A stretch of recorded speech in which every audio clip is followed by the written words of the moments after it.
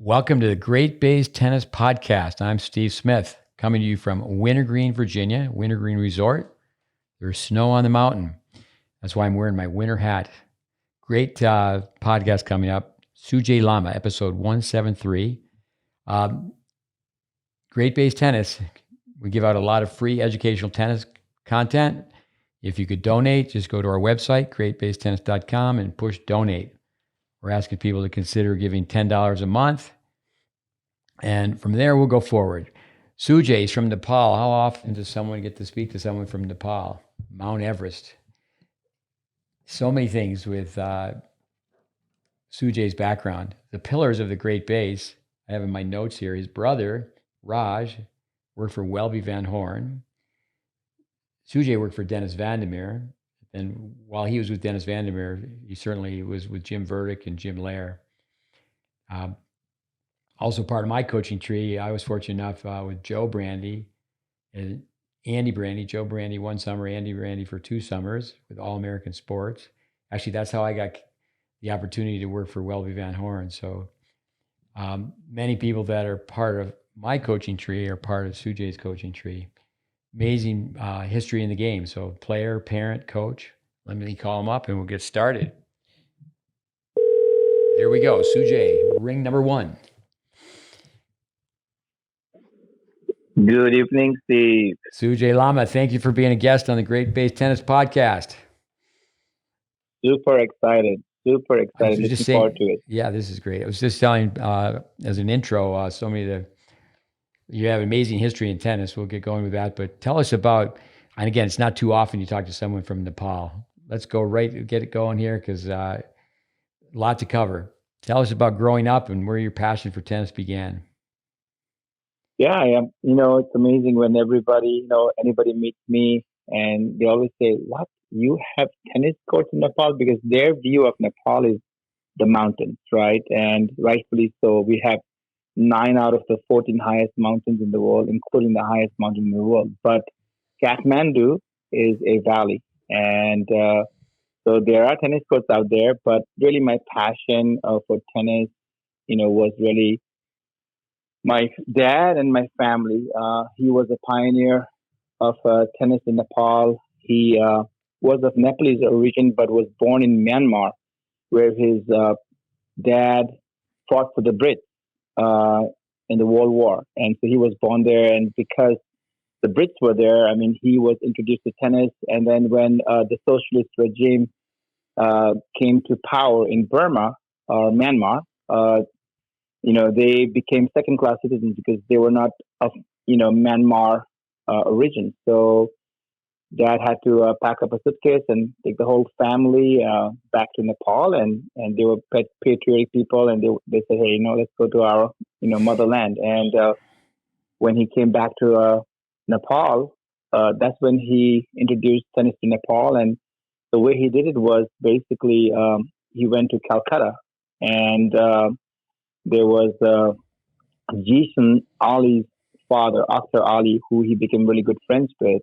And I believe there was a club called Saturday Club there and a lot of clay courts. And so he was fascinated. And so he learned how to build the clay courts and came back to Nepal and built 5 clay courts.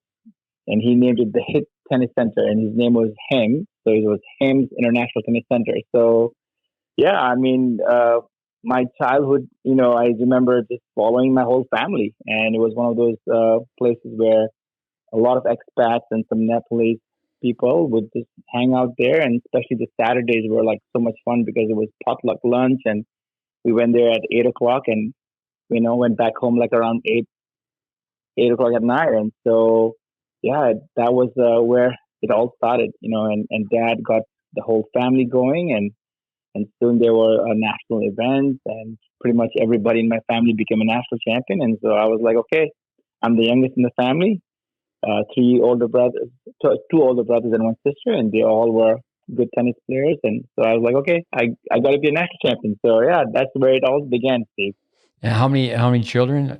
How many siblings for you? Yeah, so I got 2 older brothers.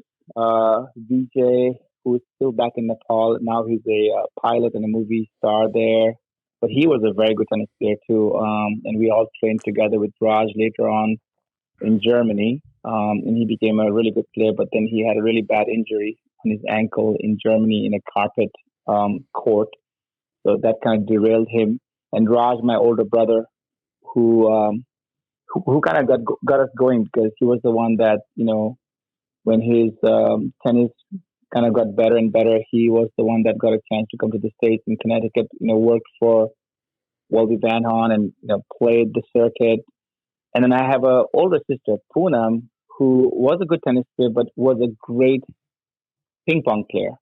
And she, in fact, went to the World Championship, played several Asian games. She even won 2 rounds at the World Championships. She was number one in my country when she was 13 years old. So actually, out of all of the siblings, my sister was the most accomplished athlete because she was a hell of a ping pong player. But at the age of 19, she had to quit ping pong because her hand, there was a nerve issue, and so once she had a nerve surgery on the hand, she could not really play anymore. But yeah, so it was a very athletic family, and mom and dad, of course, played too, and encouraged us because that was the one thing that in Nepal that is such a so far behind, right? Third world country, but yet we had mom and dad that were really progressive and that really encouraged um, sports and music and art, and so we were really blessed. With I think of people with the mountains and having Mount Everest, but it's a very poor country. I think I read in my notes here it's gross national product ranked 165 among countries. So Very, very, yeah, very, very poor country, but rich in so many ways, right? And I yeah, think the richness comes from the nature. So gorgeous, so beautiful. And I think, anybody that has gone to Nepal, they'll talk to you about the goodness of Nepalese people. Like, these are real, pure people, real good human beings. And especially if you go, out of Kathmandu and you start going in the hills and you're going for your trekking. And I took my family just a few years ago. It's just amazing. People are so friendly. People are just so happy and the way they live. And yeah, and then anybody that's gone to Nepal, they'll be like, hey, this is one of the best places I've ever visited. But absolutely beautiful country, and it's like Switzerland, really, right? Except it's a poor Switzerland. with yeah, I also have down here in the notes that uh, with airports, how many of the airports are paved versus the runway is dirt. But perspective, there's so many mind vitamins. Sometimes the people have the least have the most. I love how you say it's rich in so many other ways.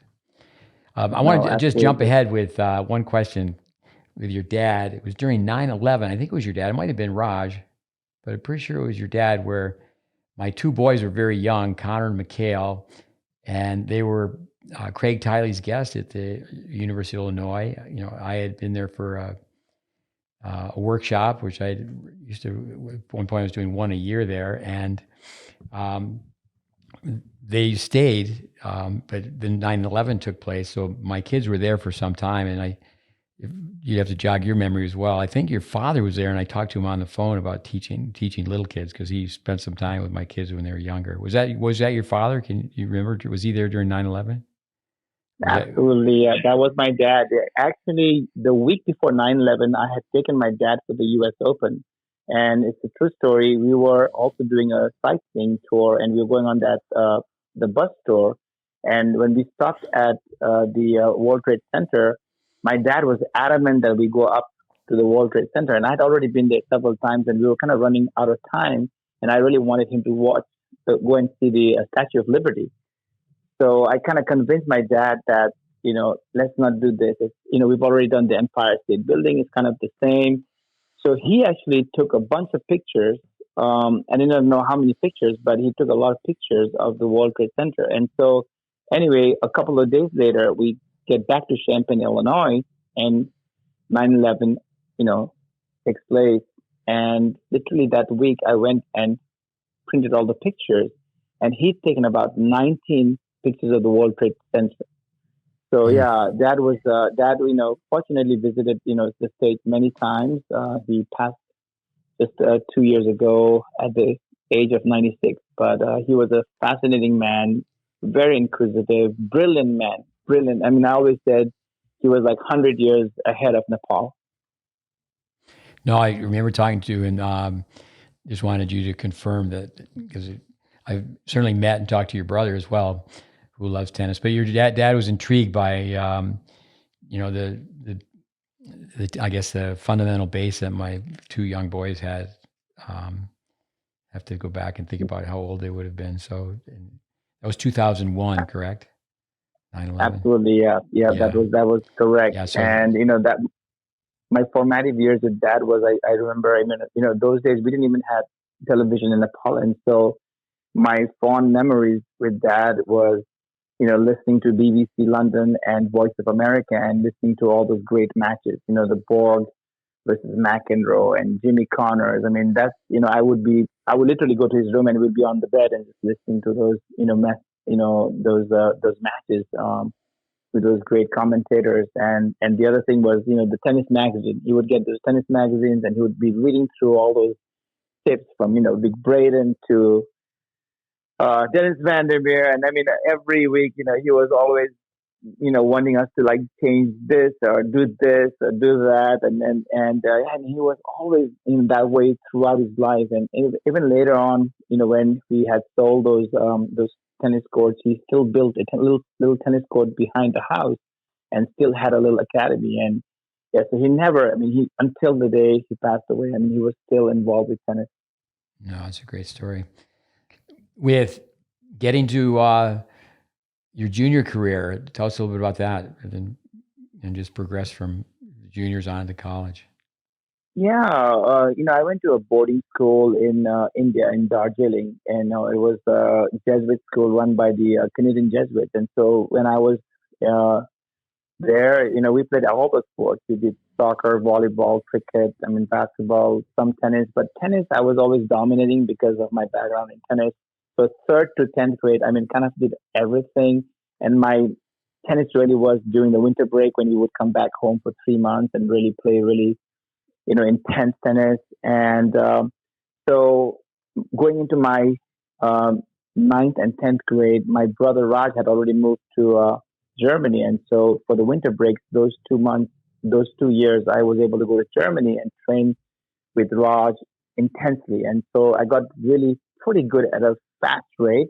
So when I graduated from, at that time when you graduate from 10th grade, you could actually, you graduated from school out there, and you didn't have 11th and 12th grade in India at that time. So I took 2 years off between the 10th grade onwards for 2 years, and that's when I went to Raj, and that's where I really got my game to a higher level.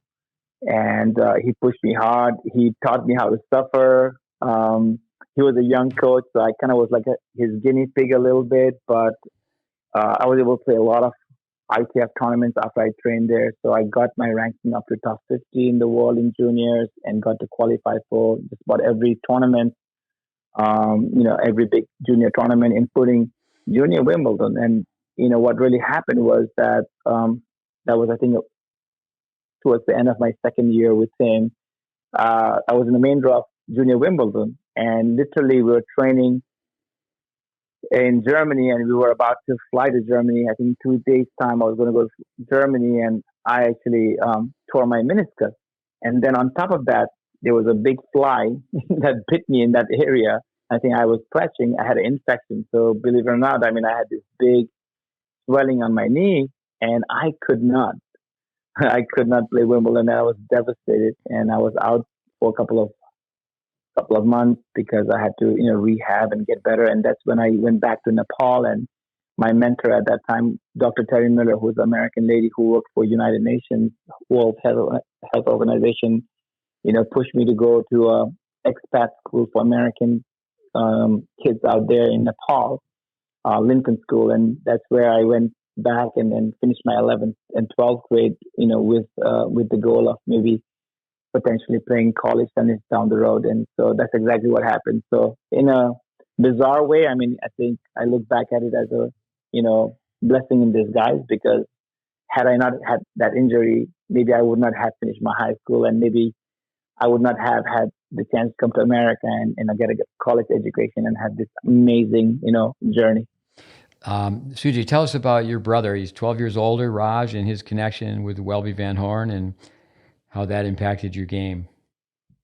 Yeah, so Raj, he was passionate about the game, and he, absolutely wanted to play tennis. And so, there's again, I believe, a Peace Corps volunteer who actually was a really, really former, really good player from America that became a really good friend of Raj and somehow had connection with Welby Van On. And so he got a chance to go and train as well as work in the summers with Welby Van On. And so that's where, a lot of his formative, coaching years were. He was the mentor. And so when Raj came back, that's what he did. He taught us some of those principles that he learned with Welby. And the one that I'll never forget, because I didn't have a whole lot of lessons. I mean, besides what my dad told me and just experimenting on my own. But I still remember the clock and, finishing at 11 o'clock for your forehand and, finishing with the L shape, on the back and one in the back end. But Raj, yeah, he played well. I believe he had a couple of ATP points. He had a ATP ranking, but um, where he actually played a lot of really great tennis was when he moved um, to Germany. And before Germany, he was in Dubai. And one of his big achievement was to win the Dubai Open when Dubai Open was not as big as it was, now. I remember many years ago in the 80s, I think early 80s, he beat a top Austrian player at the Dubai Open. And yeah, I think he was there for a couple of years and then went to Germany. And that's where he really started more into his coaching career and he was working with clubs. And so that opportunity to go there and train with him. And then I started playing a lot of club tennis in Germany. So I played club tennis for many years, even later on when I was working with Dennis Vandermeer, when I was traveling with the pro players and junior players, in Europe, I would still go back and play club tennis in Germany. No, the club system in Germany. Mark Hamlin was on last week, and he's an American who's been in Germany now for 42 years. I think that's a great plus. I know perhaps the professional UTR tournaments will turn into a major positive because I think a lot of times people in the States, players who become very good, they play in college, but they don't want to pursue a pro career. There's really nothing for them. We used to have under 21s with the USTA. We had over 25s. But yeah, the club system is great. With playing on the red clay. When Yeah, when that you was when amazing. your dad built the courts, it was red clay. Yeah, red clay. Yeah, so I was really a baseliner, and then of course in Germany too. In the summers we played on a clay court. Had a pretty extreme forehand grip that kind of switched as I played hard courts. I had to kind of switch my grip in a little bit, but no, that experience in Germany was a lot of fun, and of course there was some money too.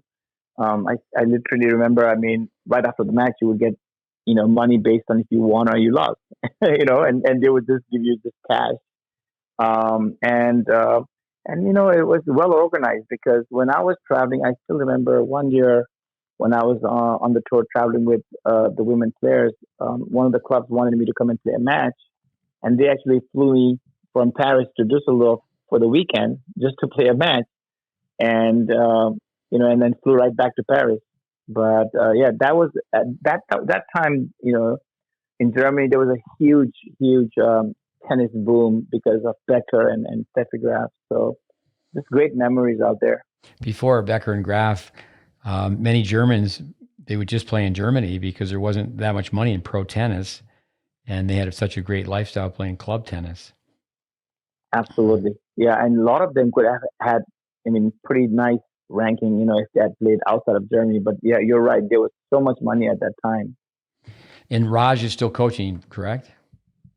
Yeah. Raj is now still coaching, freelancing. He was in Germany for about 22 years and then moved to Florida. He worked in Saddlebrook for a few years and then became a director of a country club, Gainesville Country Club in Gainesville, Florida, for several years, and then later on made the move to Texas, where I was, at UNT, University of North Texas, for 17 years. So he was my volunteer assistant, yet he was also able to do a lot of coaching. Just loves coaching, and especially the one-on-one is great with little kids, and especially also those formative years where that 5, 6, 7 year old, he's a master. No, that's great. That with college tennis, I mean, obviously you've been a coach for decades now, 30 plus. Is that right? How many years have you been coaching college tennis? Well, this is my 28th year, believe it or not. It does Wow. not feel like it, Steve. Like I told you last week, it does not feel like I've done this for 28 years. I think when you're having so much fun, time just flies. But just got really lucky.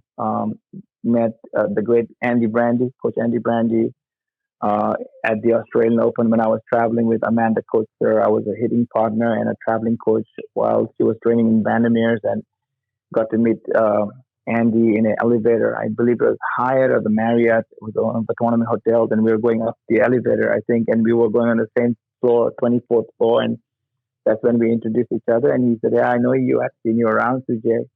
And gave me his business card, and then he said, "Call me when you are interested, or when you feel like you're ready to move into college coaching." And couple of years later, when I felt like, okay, I've done enough of traveling, he gave me that chance. And so that was my introduction to college coaching, was being an assistant to Andy Brandy for 3 years, where we were just incredible. It was a great opportunity. My first year, we won singles, doubles, and went undefeated as a team. So that was my introduction to college tennis. But no, I've been really blessed, Steve. I mean, it's the greatest job in the world. It's one of those jobs in tennis that you do everything. It's so diverse, and there's never a down moment really Well, with college tennis. we can back up and talk about your college days as a player and your days with Dennis Vandermeer, but let's talk about more with the University of Florida. I remember being at Notre Dame. I went to watch Julie Scott was a player who was at Stanford that I had trained in Tyler, Texas. So Great player. that was part of the visit. And then also Hugh Page. Uh, when he was younger, everyone called him Bush. He's the dean of freshmen at Notre Dame. So plus there was a little kid tournament for my children, my two boys. So we made a weekend of it. But we were there when you won the tournament. I think you beat Duke in the finals at Notre Dame, Yeah, right? that was my third and final year with Andy, and we my first year we were undefeated. Second year we lost in the finals to Stanford. It was an amazing match. Ann Kramer was playing number two, and Lilia Osterlo played number one, and those two became top 50 in the world. And I believe Ann Kramer was like top 25. So they had a loaded lineup. And then we finally again went to the third season, was when we went undefeated and we won against Duke.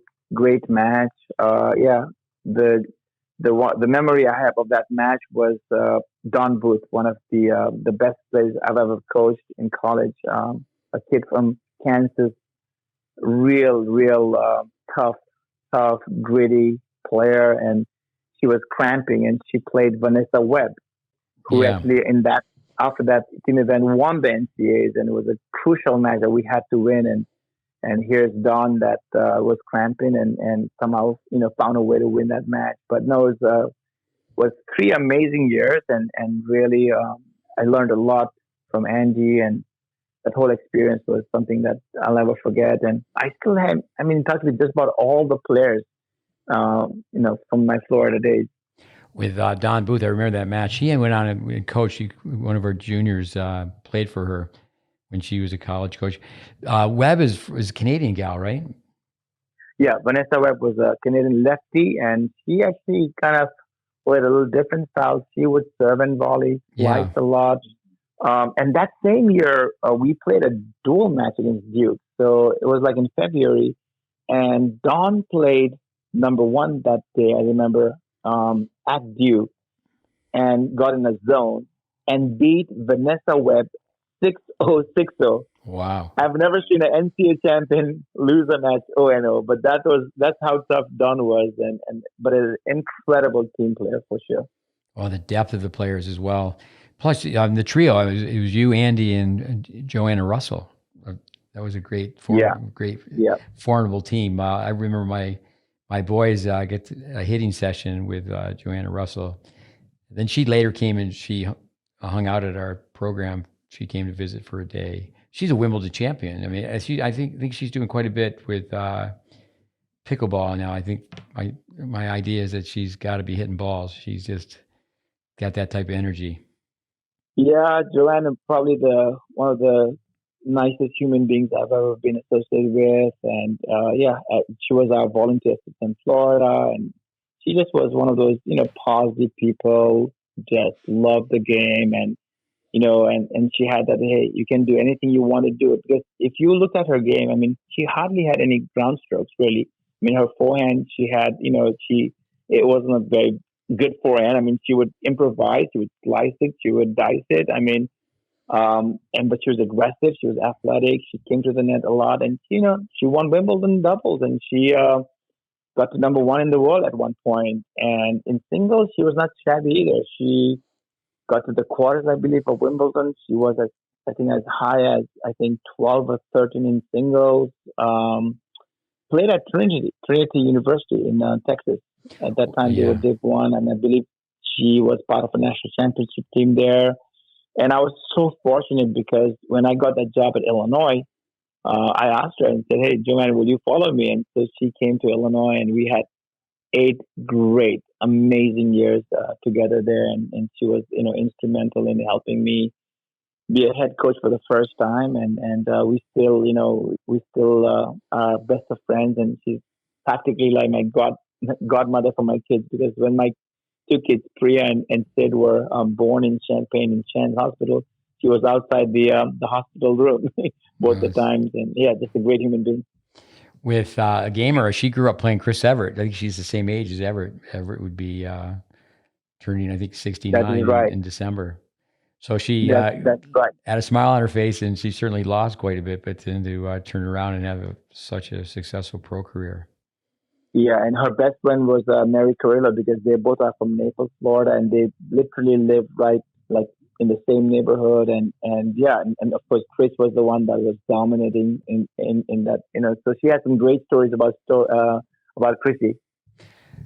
With give us a story or two about Andy Brandy. Certainly, I mentioned it before we brought you on the air that was my connection to working with Welby. Andy Brandy, Joe and Andy worked for All American Sports, and that's where I met them. And I'd been tennis for 5 years, and I had once I met them, I realized I hadn't met very very many people that were at their level of coaching.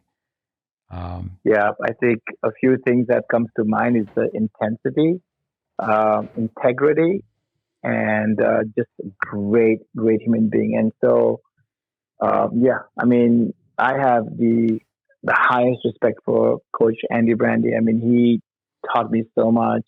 I mean, and I'm so glad I got a chance to be under him because I mean the guy was just an amazing worker. I mean, he was at work every single day by 6 o'clock in the morning, and he was the one that he just loved to be on the court and this all these great coaches that I've been associated with is their passion for teaching, is their passion and hunger for being on the court and working and feeding balls and just the repetitive nature of things because it's so easy to like okay 15 minutes now I got to do something different, right? I mean, whereas Andy, like, hey, he didn't mind doing just one thing for an entire hour. We're gonna work on forehand, inside in and inside out. Well, guess what? 60 minutes. Let's go. you know.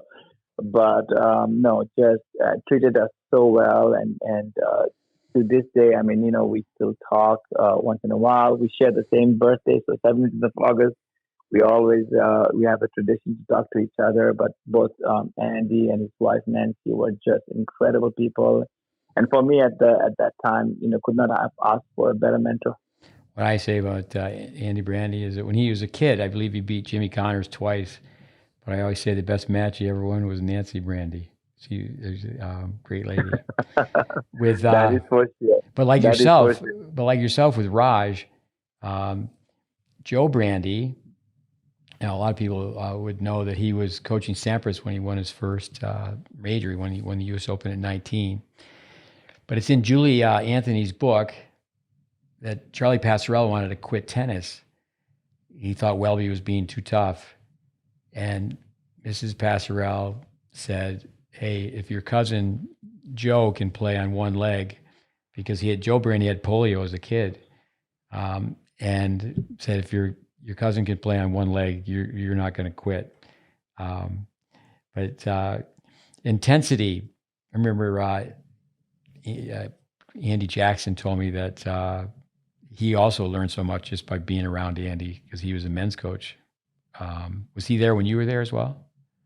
No, that was I would say when Ian Duvenhage was, and after when I went to Illinois, that's when Andy Jackson, came to Florida. But no, yeah, that in many ways, I think one of the things that really I complimented Andy was I was able to, with his intensity, I kind of saw the need for me to kind of balance. So I was kind of like the yin and the yang, and so and a lot of times these kids sometimes didn't understand that his intensity was, to make them better.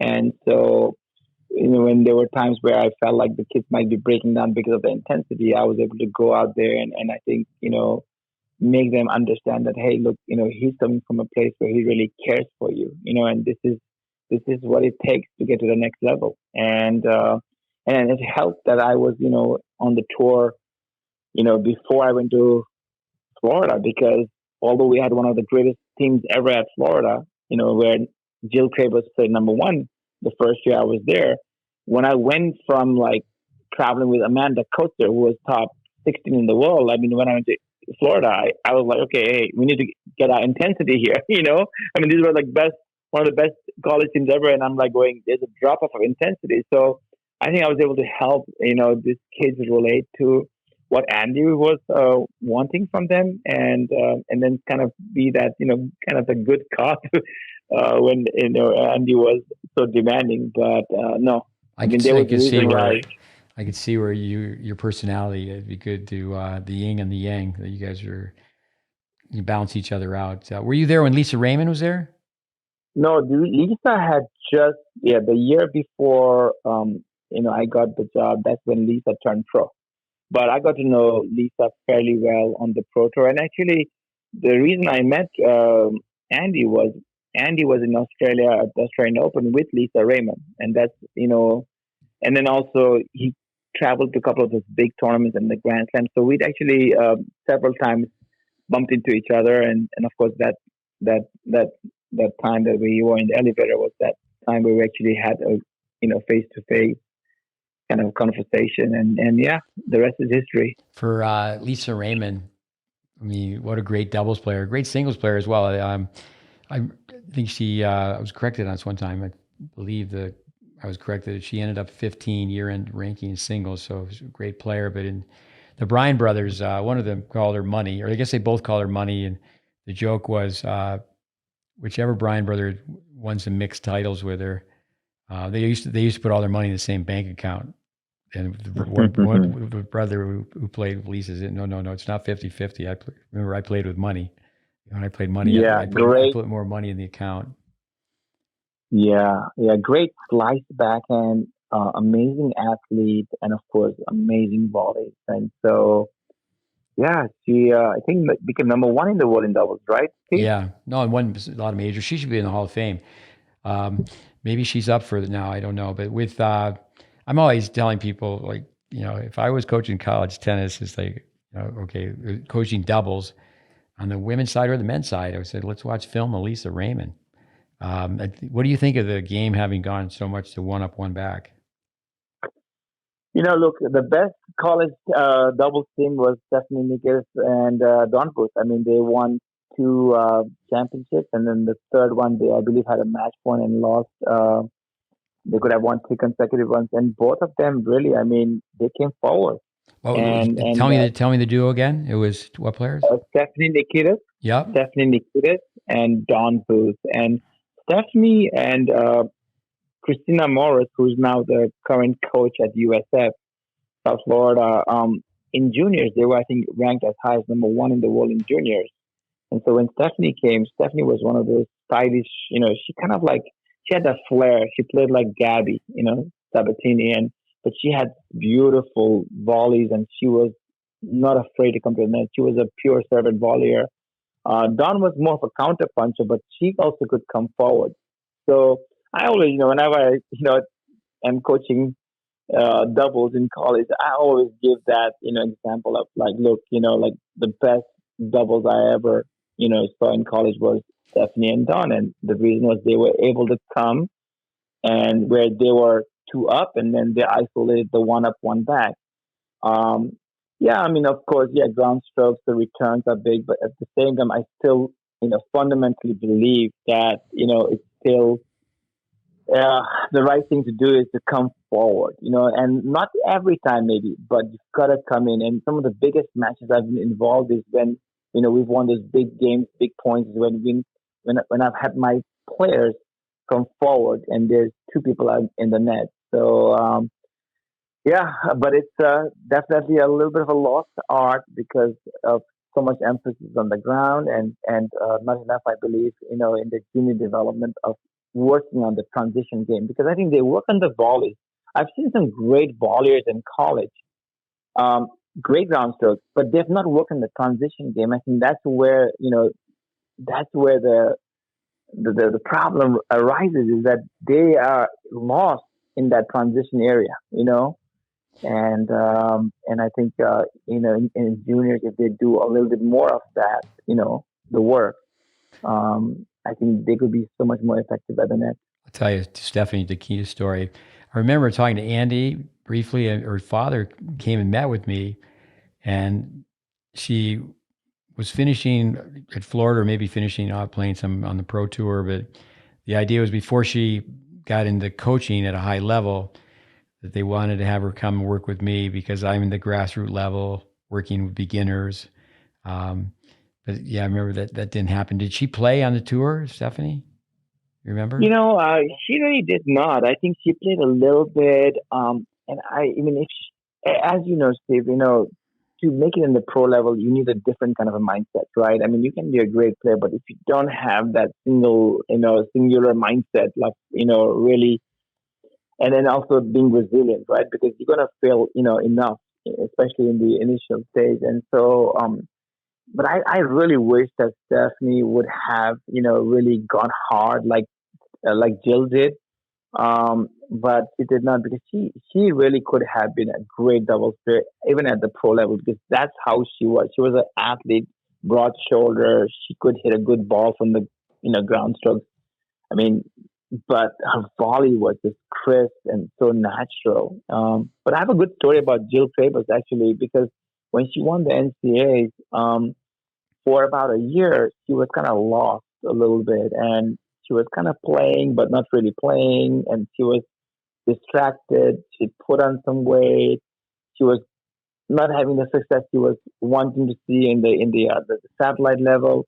And so one day she comes and she said, "Hey, Sujay, do you have some time to talk to me?" And so I, vividly remember us sitting down, right next to the courts at Florida is a law school, and so there was a bench there, and so we sat down for about an hour, and she was like, "Sujay, what should I do?" And I said to Jill, "Jill, look, you've had a good career. You won an NCAA championship in singles. You were a great college player. So look, you can retire, you can get married." She was dating somebody. I said, "You can go to grad school, you can find a great job. But if I were you, Jill, I would commit 100%. 100%. Right now, you're just not committed. You're doing it, but your one foot is in, one foot is out. Give it all for 1 year. but have no regrets. But do everything 100%. And at the least, you're going to travel the world. You're going to get to see the world. You're going to get to experience, so many new things. And then you can always, go back to doing whatever you want. But that's what I would do.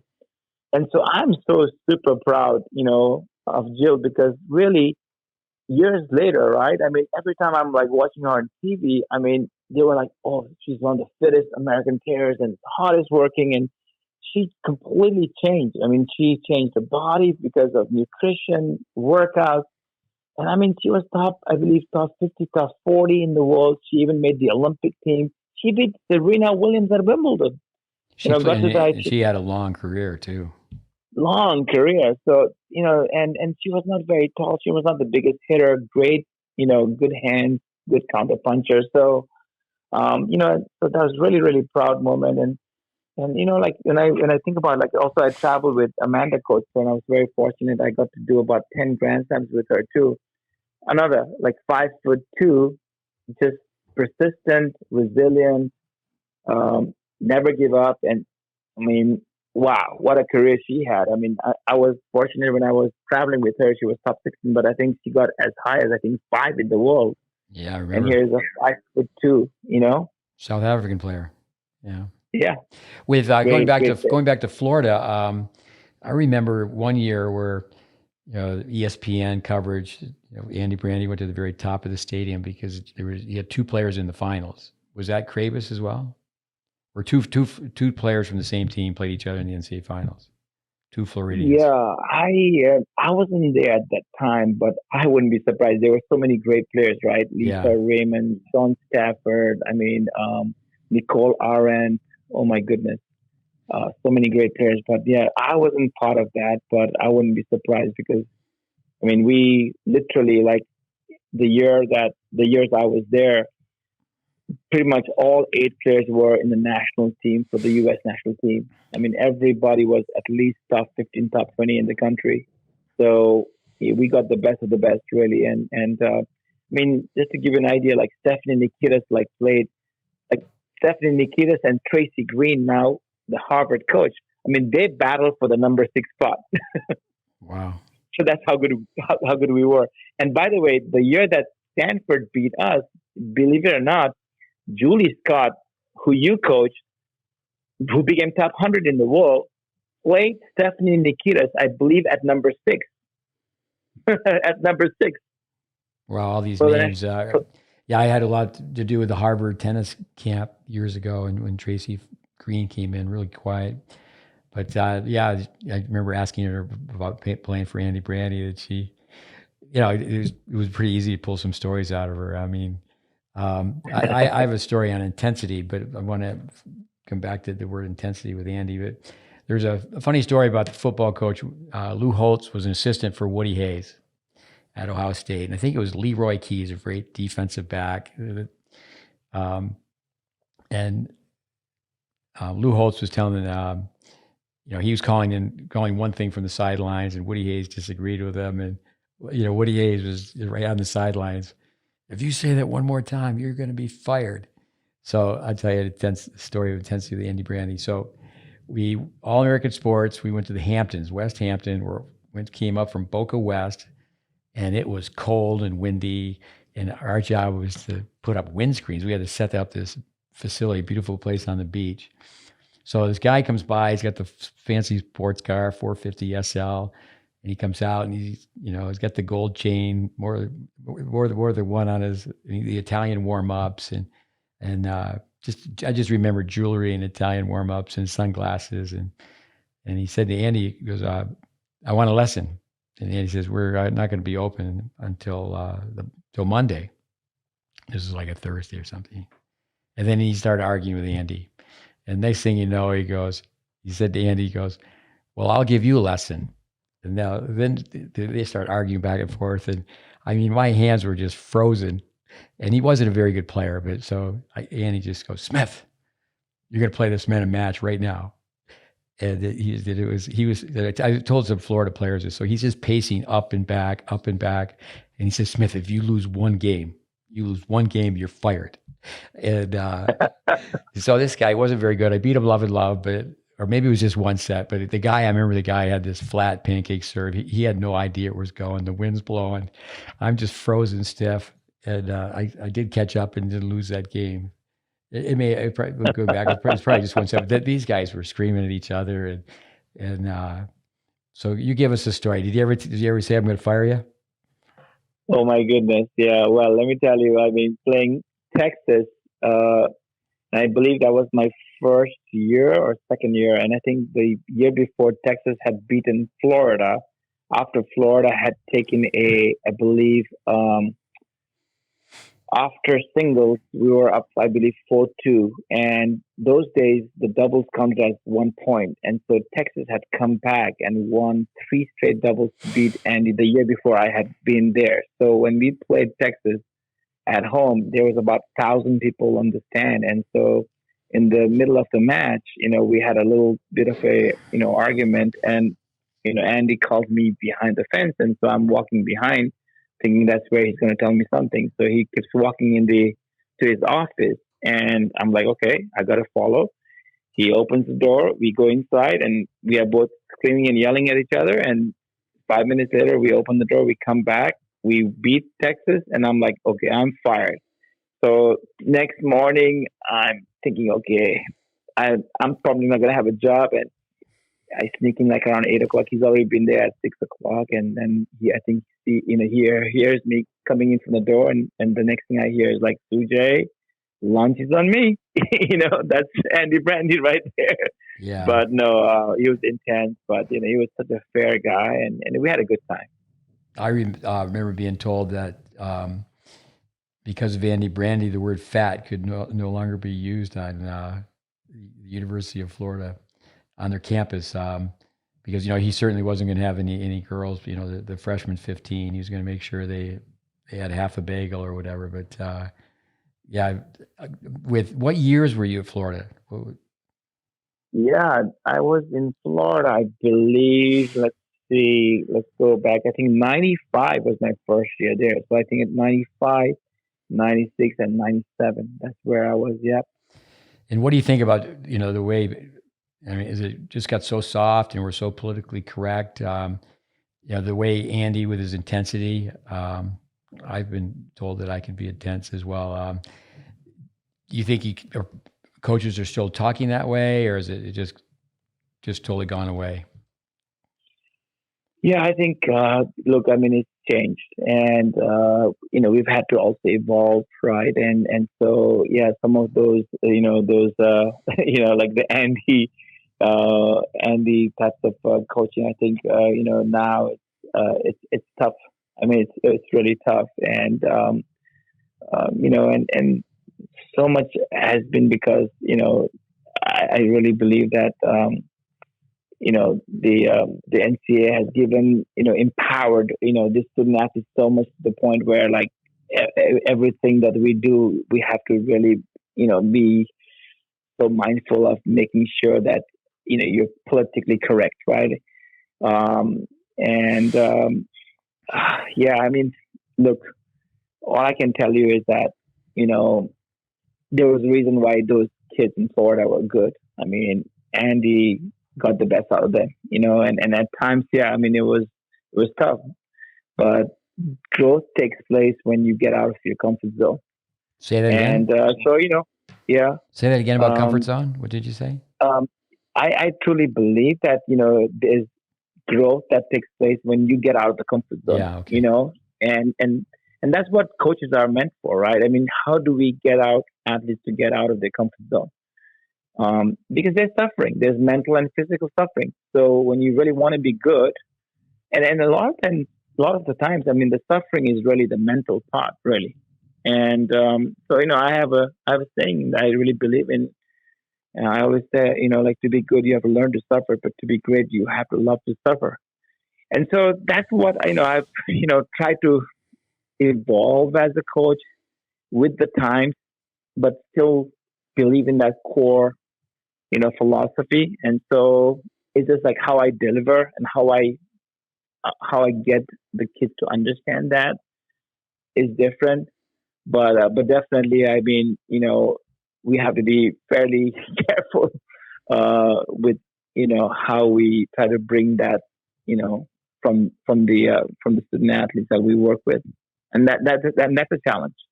That's a With challenge, and that's where I'm sorry, I interrupted. Go ahead. no, and that's a challenge because you have to be able to push that button that's going to get them out of their comfort zone, right? And whenever you are bringing somebody out of the comfort zone, um, that's not easy. And but Yeah. it's doable. It's more challenging for sure. With And in some ways, I think it's a little bit more easier to coach the guys, um, because you can kind of, you know, be instinctive and maybe even, yell and scream a little bit, right? But as far as if you are a women's coach, you really have to, watch how you handle those situations when you are trying to bring the best out of them. I was doing some projects for the Utah Tennis Association, and Florida, I believe it was BYU and Utah, but I was at the Utah match for sure. And I don't know, Lisa Raymond, maybe she lost, just 2, 3 matches. I believe she was in school for 2 years, but the Florida team came up. They're playing high altitude. They're playing indoors, and she was a freshman.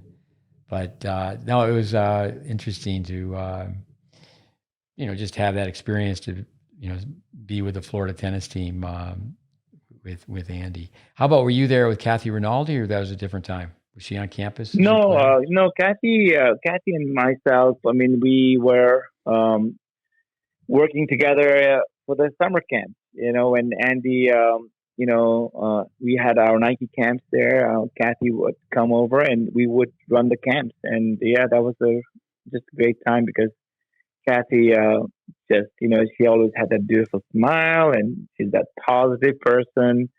So whenever I see, in the last couple of years when she was at the Billie Jean King Cup, and I would see her in the on the sideline. I mean, that's the Kathy I knew. I mean, she always had that beautiful aura and positivity. And yeah, I was a young coach at that time, and still kind of trying to establish a system for the summer camps. And I wish, all the things I know now how to run camps. I had that knowledge at Florida, but yeah, we made do, and I think our passion kind of got us through those camps. But definitely, I mean, camp business is not easy, and I think you only learn and get better, each year. And so the last several years, I mean, the camps that I've run, I think we've had a lot more structure and a system down, and everything runs a whole lot better. But those Florida days was like, okay, trying to implement all the things, but Oh, not yeah. quite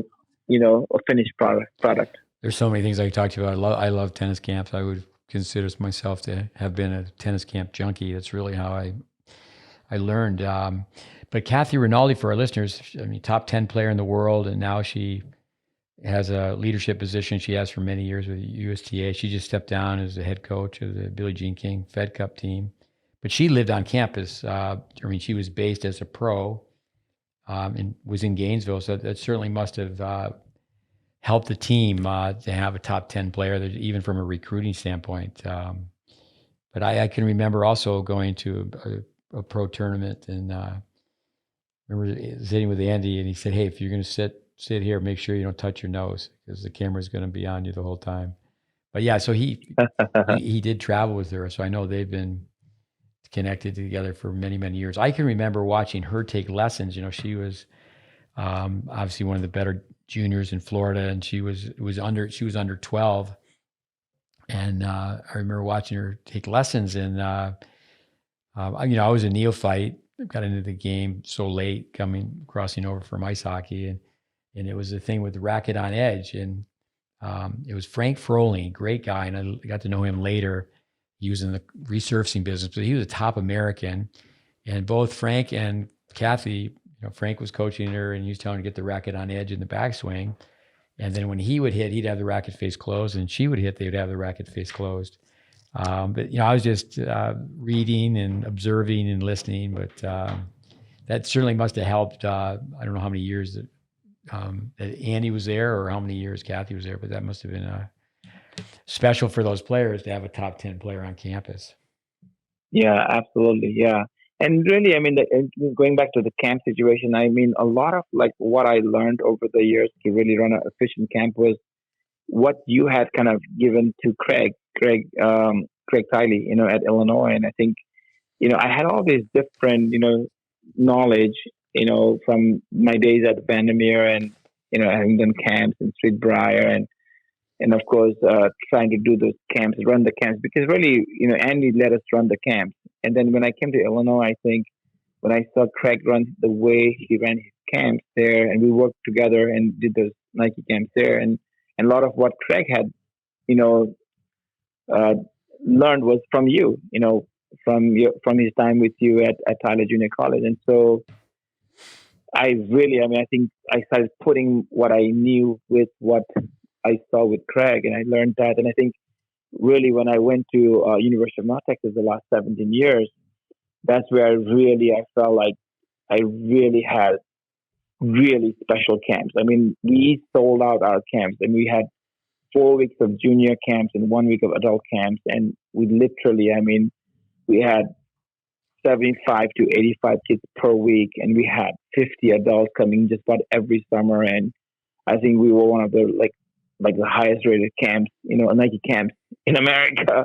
And really, thanks to you, and thanks to Craig, thanks to Dennis and Andy and all of you. I think, yeah, it's one of my passions. And a lot of college girls don't want to do camps because they think it's, oh my goodness, it's a lot of work. And that's how it felt at Florida, because when you're not as organized and you don't have that quite the system down of how you want to do the technical element, how you want to do the match play, and how you want to do the team building and all that.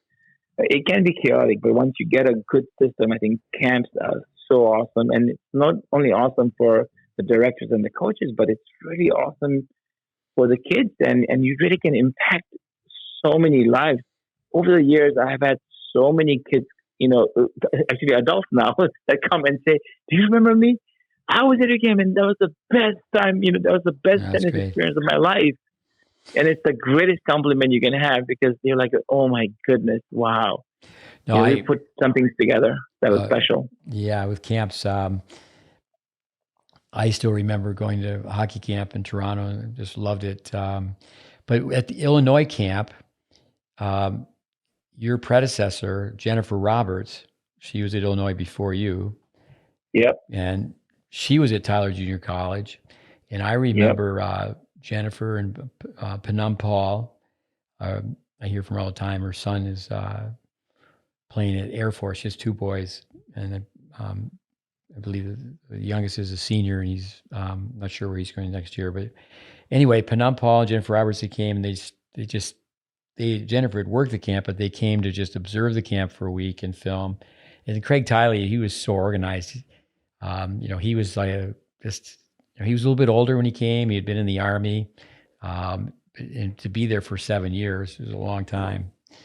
Thinking about it, closer to Nepal, 7 years in Tibet, that movie. So 7 years in Tyler. Yeah. But Jennifer Roberts was there before, so it was very systematic. But the one thing about the Tyler Junior College camp, we were training tennis teachers, where yourself as a college coach, you're working with players. So we basically had a 9-month orientation. And Suzanne Depka, who's a coach at Davidson now, she was, she came and did some work with us. And I said, well, just do this drill that you did the second day at Illinois. And she looked at me and she said, how do you know? You weren't there. I said, I know. I said, this is the drill that you did the second day. And because it was just down to a science.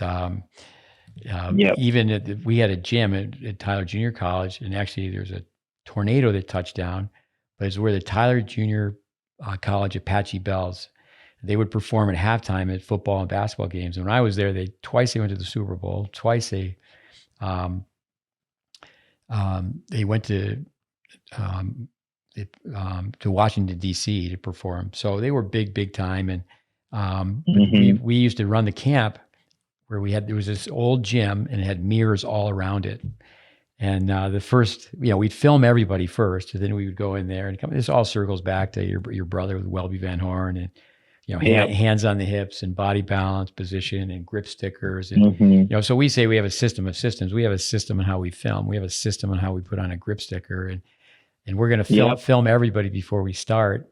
And, I think also too is that, yeah, shout out to Jennifer Roberts, which she took to Illinois, but Craig had it so organized. So then when he wasn't even at the camp, there was a structure to it.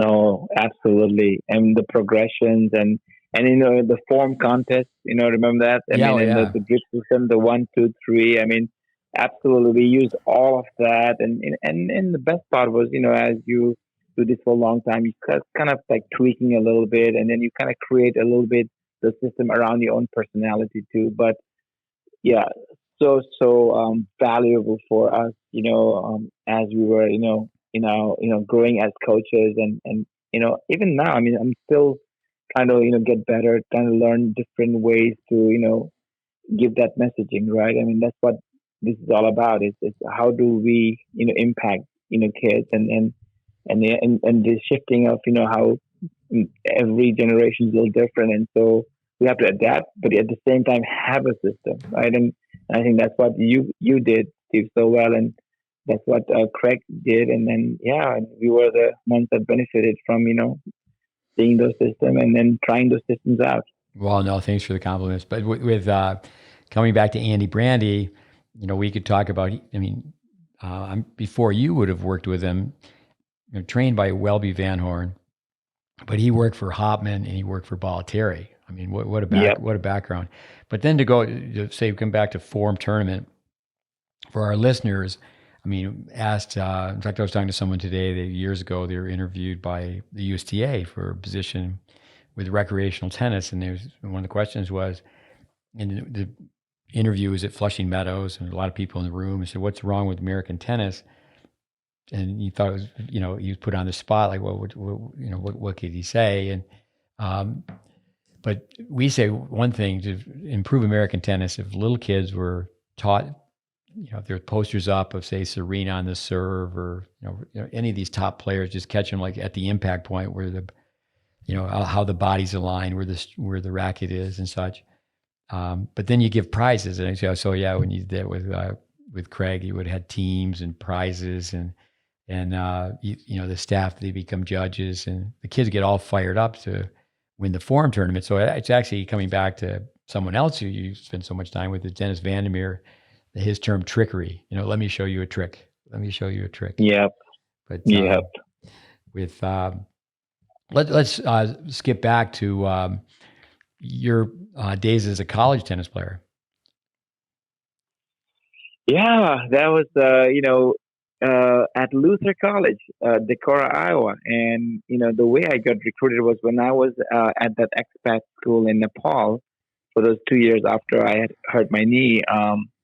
At that time, I mean, my guidance counselor was a lady from New Zealand, and she had no idea about colleges in America except for the Peterson's Guide to Colleges in America. So it was a big, thick book that she gave me, and I mean, after a day or two looking at a couple of those pages, I was like, okay, I give up, And so at that time, I had no idea about Div 1, Div 2, Div 3, but one day I got a call from her and said, hey, look, there's a guy from Luther College recruiting international students all over the world, and he's going to every part of the world, and recruiting about 200 students to diversify Luther College, which is very much of a Scandinavian kind of a college. It's near Minneapolis, about 2.5 hours south of Minneapolis, near Rochester, Minnesota. And Dennis Johnson, met me in Nepal, met my wife Lynn in Malaysia, and all I was interested in was like, hey, give me a scholarship. I want to be in America, and I heard that there is college tennis, so that was my recruitment. And yeah, a couple of weeks later, he sent me a package.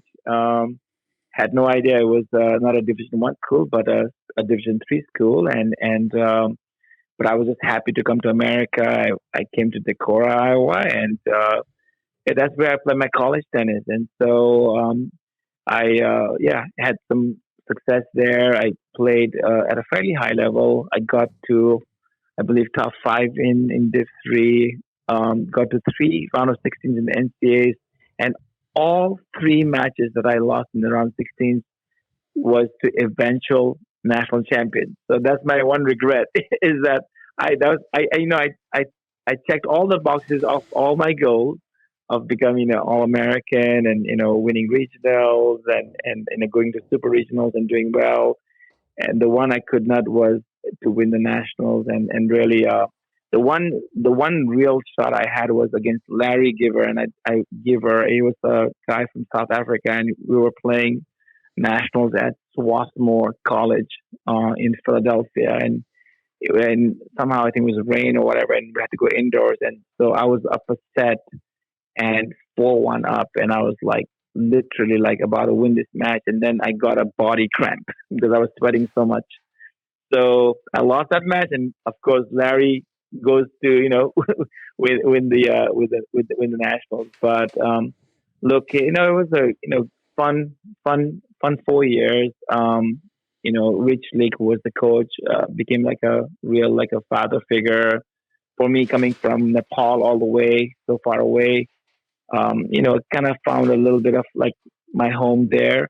I had several opportunities to transfer to Div 1 programs. I had a full offer because I won several regionals and actually got to play the Rolex Nationals in Minneapolis. And one of the years I played in the main draw of that Rolex Nationals, I remember going through the draw that same year. Malivai Washington and Todd Martin played the same tournament that I played.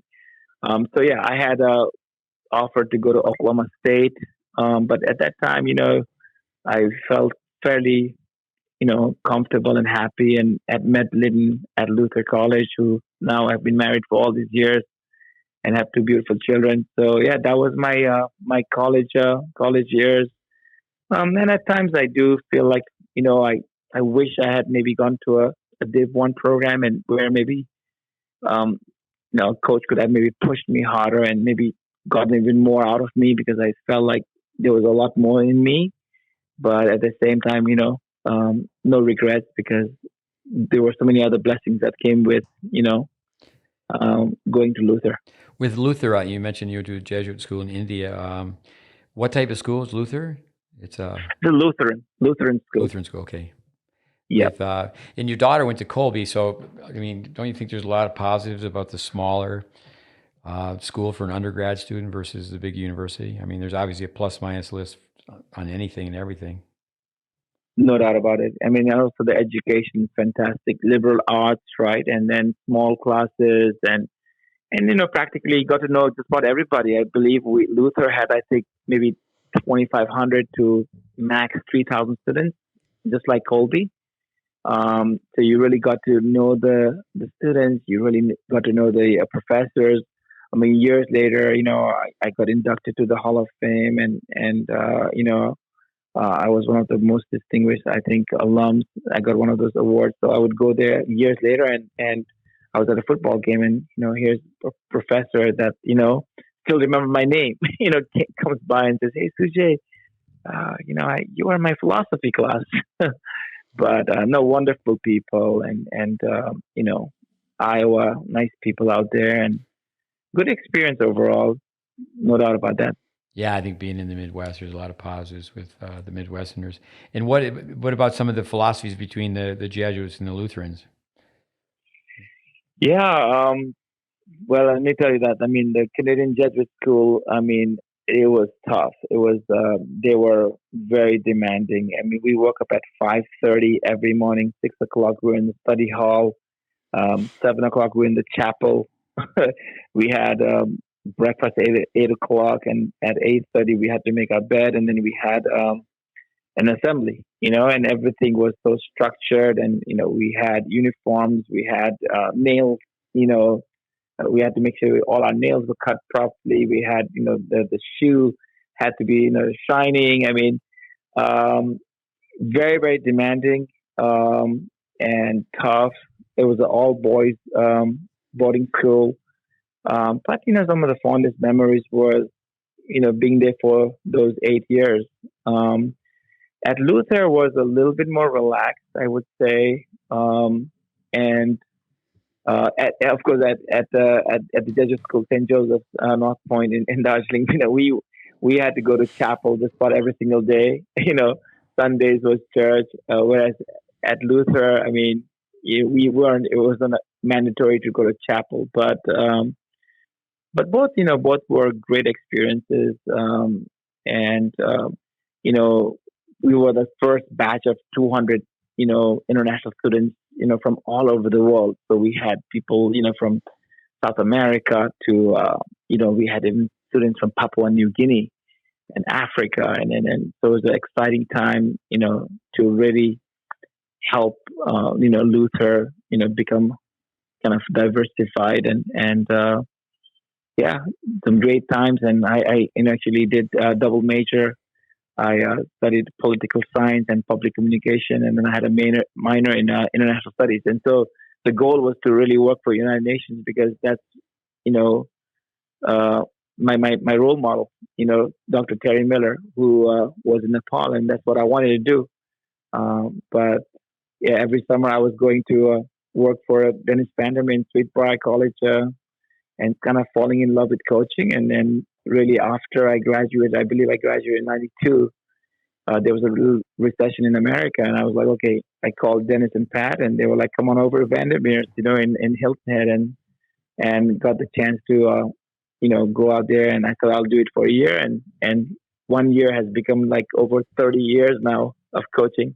Wow. Yeah, let's touch upon Dennis, but before we do that, yeah, reason to ask is I went to Catholic school, and I think years ago is the nuns were cracking you over the knuckles with a ruler, and it's like, you just think that your parents were clapping. They said, but I think it's switched around. I think the discipline has gone away. But with when I was working with Andy Brandy, shortly after, I remember, I believe it was at Hopman's, 99% that he was working with Bonnie Guduzak, who became a top Yeah. 10 player in the world, but very unorthodox. She was a gymnast. And, at that time, Andy's 2 years older than I am, and we were in our 20s. And, I was just reading and studying, and I said, hey, I think this guy, Vic Braden's the best. And I remember saying to Andy, I said, I'll work, every day, all day, but, Braden's going to be in New York City for 3 days, and I got to go listen to this guy. And he was with Gideon Ariel. But Andy was saying, no, Welby's the best. Welby's the best. So he set it up where I worked for Welby, and then after that, and for our listeners, my father, I was the youngest of six, and he said, "What are you going to do?" And I said, "Well, I could stay with this company." And my father at that time said, "Well, my youngest is the smartest. He's got out of the upstate New York winters, and I could have been a camp director at Amelia Island." And back then, it was clothes and shoes and rackets, and they put you up in a condo, and you had a salary and benefits and insurance. And I said, well, I'm going to go work for Welby Van Horn. And I ended up spending a lot of time with Welby over, years and years, because the Eisenbergs owned the camp, hired people that I trained and such. And then even when he was in his 90s in his nursing home. And actually, for our listeners, we're pretty close to Ed Weiss's Welby Van Horn's book is going to be on our website. It's going to be up for free. And actually, a friend of yours, Paul Wardlaw, his book's going to be up as well. So we're just trying to give out free content. But so then I said, well, after I worked for Welby Van Horn, and it was like $125 a week, and it was a dead end job because when the summer's over, I said, well, then I'm going to, I had a van that I traveled around in, and I said, I'm going to go out and work for Vic Braden for free. But anyway, my question, that's a roundabout thing, is that college coaches, I would say it's more of a challenge to work within a player's game. You get somebody when they're 18. So, I was, with Welby learning how to teach, and then with Vic, and, and obviously Andy was at Hopman's working with pro players, and a Bonnie Guduzak, that's not a redo. When a player is that far down the road, but what could you comment on that as a college coach? Someone comes in and you have to work more within their game. And I know you've already touched upon camps where beginners come and you can work with their games. It's really an art form to have to do the latter, doing what college coaches do. Yeah, absolutely. I think for me, what I've learned, in the 28 years of college coaching is that, you know, there's of course the four components, right? The technical, the tactical, the physical, and the mental. And so in college, for me at least, I think that where where we can really make a huge impact is, in the tactical and the physical, and hopefully also in the mental. The technical part is the most challenging in my opinion, because most of these kids have already played at least 10 years, and they've had repetition of the same thing over and over. And so, yeah, early on, I believe I was a little bit more ambitious, and I was okay. You know what? I can fix this. And I'll never forget this one kid I had. Natasha Lovnich was a kid out of Germany, and she had this extreme forehand grip. Um, and But then in a match, she would just slice that forehand, and had a great backhand, and she had a really athletic body. And then, me being a young head coach at Illinois, I was like, I was convinced I was going to be able to like change that grip a little bit, and where she can actually hit, ball and head more linear balls instead of only like slicing the ball or maybe hitting this loopy ball. And so, she stayed one after her freshman year. I said, stay back. And so I worked with her every single day and had this amazing, I thought transformation of this forehand. She was hitting the forehand, and by July, she's looking great. And then I'm like, okay, yeah, this kid's now going to take that next step. And then we go for the first fall tournament, and the first ball that comes to the forehand, guess what, Steve?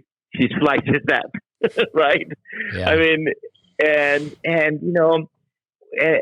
and now when I look back, I go, what I really should have done was maybe work on that slice and make that even more incredible, and let her run around and hit that backhand, right? But and so I think like sometimes I think when we are in college, we have this mentality that we can really change even the technical aspect of the game. But honestly, I think we can tweak it, and I do believe that I've had some really good results. I'm just tweaking a little bit here and there, but you're not gonna really make big changes. And the way the season comes along, like, and the amount of time is cut down now. We only have 144 days of 20-hour season. The rest is an 8-hour season. Where we only get to do 4 hours of tennis. So is it really realistic that you can make massive changes technically? I don't believe so. But where we can really impact, I believe, is is uh, having that right program, for the physics, right? I mean, and we have so many resources in college, from this, from strength and conditioning coach to nutritionist. We have, I've got kids doing yoga. We have massage therapists. I mean, so yeah, that's the area that can really impact. And then I love the mental part, because you know we get to be on the court coaching them, and that's one of my favorite part of college coaching is the ability to go out there and ask them questions. How do you see this match? Because a lot of times the way they see what's going on versus when you're outside the box and you see what's going on, it's two different things. Well, um, Love video analysis. Love sharing stats, because a lot of these kids, when they come to college, they have not really had that opportunity to even do a video analysis of their matches. with a story on working within players' games at Tyler Junior College, I was there throughout the 80s, and there was 3 coaches during that time. But there was a semester where I ran the team because they were in between coaches. So my focus was training tennis teachers. But Craig Tiley, who you mentioned, he was still on campus, and Dave Anderson, who we know mutually from Brookhaven in Yep, Dallas. That's where great we'll talk. coach. We'll talk about Sid the Kid with your son. Hmm. Your son, but so we knew that we weren't going to. We wanted to be the. We wanted to have the team be part of the program, And actually, Craig Tiley, um, it was in the works. Dave Anderson was at a club in Longview, Texas, where he was there for two clubs actually, where he did some great things for a few years. But Tiley was never even interviewed. And then he went on and took a team from obscurity using what we were taught for 7 years. But during that time, we were working within the players' games. But with their listeners, there's so many things you can do. Is okay, we're going to play a set in the alley today. Now that's just 4.5 feet. That's going to help them shorten the swing up. And then, we're going to play a set in the alley. Or so many people like talking about Jim Verdick. We're going to do bulldog nines, and we're going to do it in the alley where you have to be within the court. You can't be behind the baseline. It's just ways to shorten up the swing. Yeah. Yep. One bounce doubles, and so then also too, not only where and you can get a lot done without even mentioning the word how to hit the ball. I tell juniors all the time, you're playing against people many times. They don't come from a technical background. And one of the coaches, he's been on our podcast, Roberto Cala. He was with us for 15 years, and he certainly speaks English, but Spanish is his mother tongue. And he just watches people hit the ball, and he'll say no information. But that doesn't mean take a second look. There's a lot of great players that weren't taught with technical information. Like the coaches are yelling them, take the ball on the rise, take the ball early, heavy spin. And they just they're not going to make stupid errors wide. But I think that's something where, college coaches, I mean, from a recruiting standpoint, do you try to stay away from people that have really unorthodox, really major holes in their game technically, or is it you go with character and record? Yeah, that's a great question. And, in fact, today I was talking to my assistant about it because, the natural thing is for us, right? I mean, it's like we are so attracted to this beautiful swing and technique and all that. But over the years, I've seen plenty of, you know, crazy looking stroke kind of players winning these big matches. And so, but there's a ceiling to those kids too, right? With when there's holes, I mean that can be exposed too. So, but yeah, college, look, you're looking for a winner, right? You're looking for a worker, and you're looking for the kind of kids that really want to improve too. Like even in this team here at Arkansas State, I have a kid right now that I mean it's unbelievable. Like the work ethic is like world class. I even told her today. I said, look. I said, Amelia, you've got, you're top 1% in all of America in every college player as far as your work ethic. Because I know I've seen great work ethic. I said, if you keep doing this, you're going to be a pretty dang good player, right? And so that intrinsic motivated kid is what I'm looking for. And a kid that absolutely loves the game. I tell them, look, your happiest time of the day, should be you coming here to the courts and being out there because this is the fun part. You get to do this once in your life.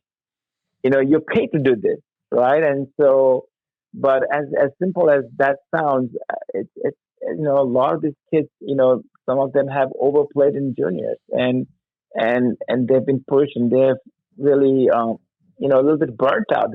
So by the time they've gotten what they desired so much is that scholarship in college. When they come to college, all of a sudden that burning passion is not there. And so for us as college coaches, how do you identify those kids that are so hungry and that love the game like we do, right? And that's a challenge. That's a real challenge. Oh, I have a brother who's had many roles in the NHL, and he used to say that if there could be a way to just measure someone's desire, Yeah. how much do you really want it? Let me ask you.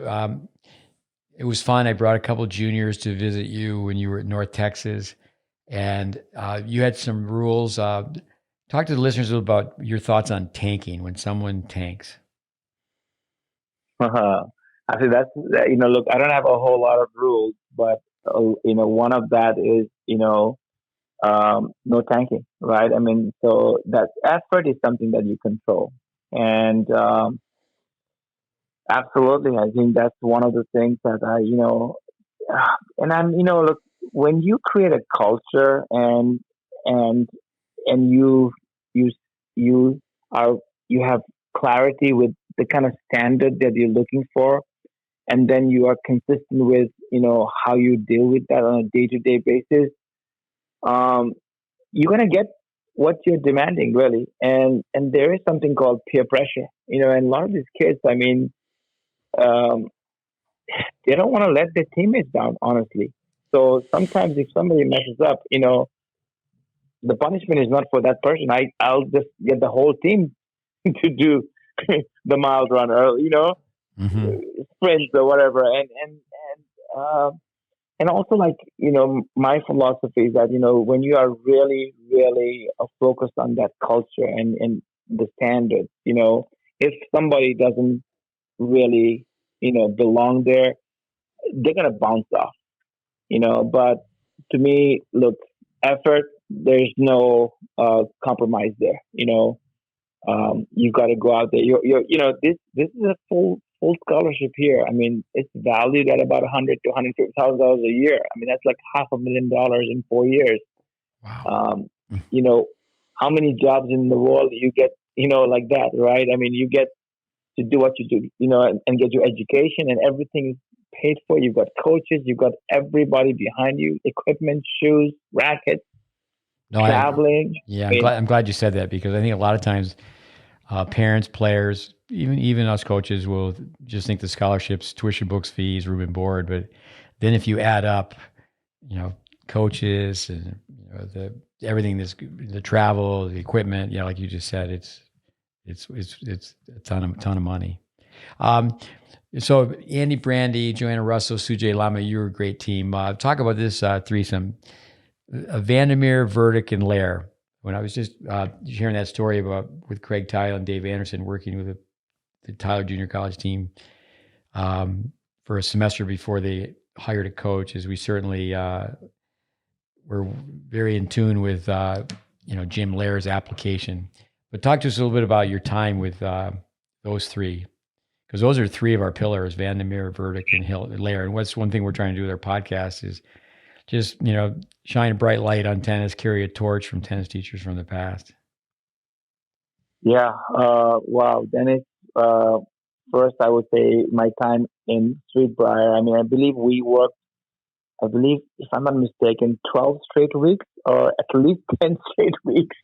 And yeah, the passion for you know tennis, obviously. I mean, and his love to teach, and always, I always was the one that he wanted me to be. And whenever we went for lunch, he was like, "Okay, CJ, come on over here." And so I would play all kinds of games with him, and everything. All his games was like for, like, he would be the one that he's gonna have advantage, right? So if he lost, then he's gonna make his own rules. So we had some great battles, and he hit that flat linear ball. So I really really enjoyed getting to know Dennis in that light, and of course fascinated, like, his memory, right? The name. I mean, that's one of the things that, like, I was like, how does he remember all these names?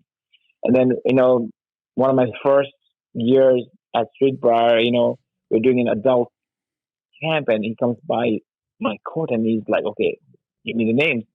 And I kind of like got nervous, and I got to three names, and then I forgot the rest because I kind of blanked out. And I'll never forget. He was like, "Hey, next time I come here, you better know all the names."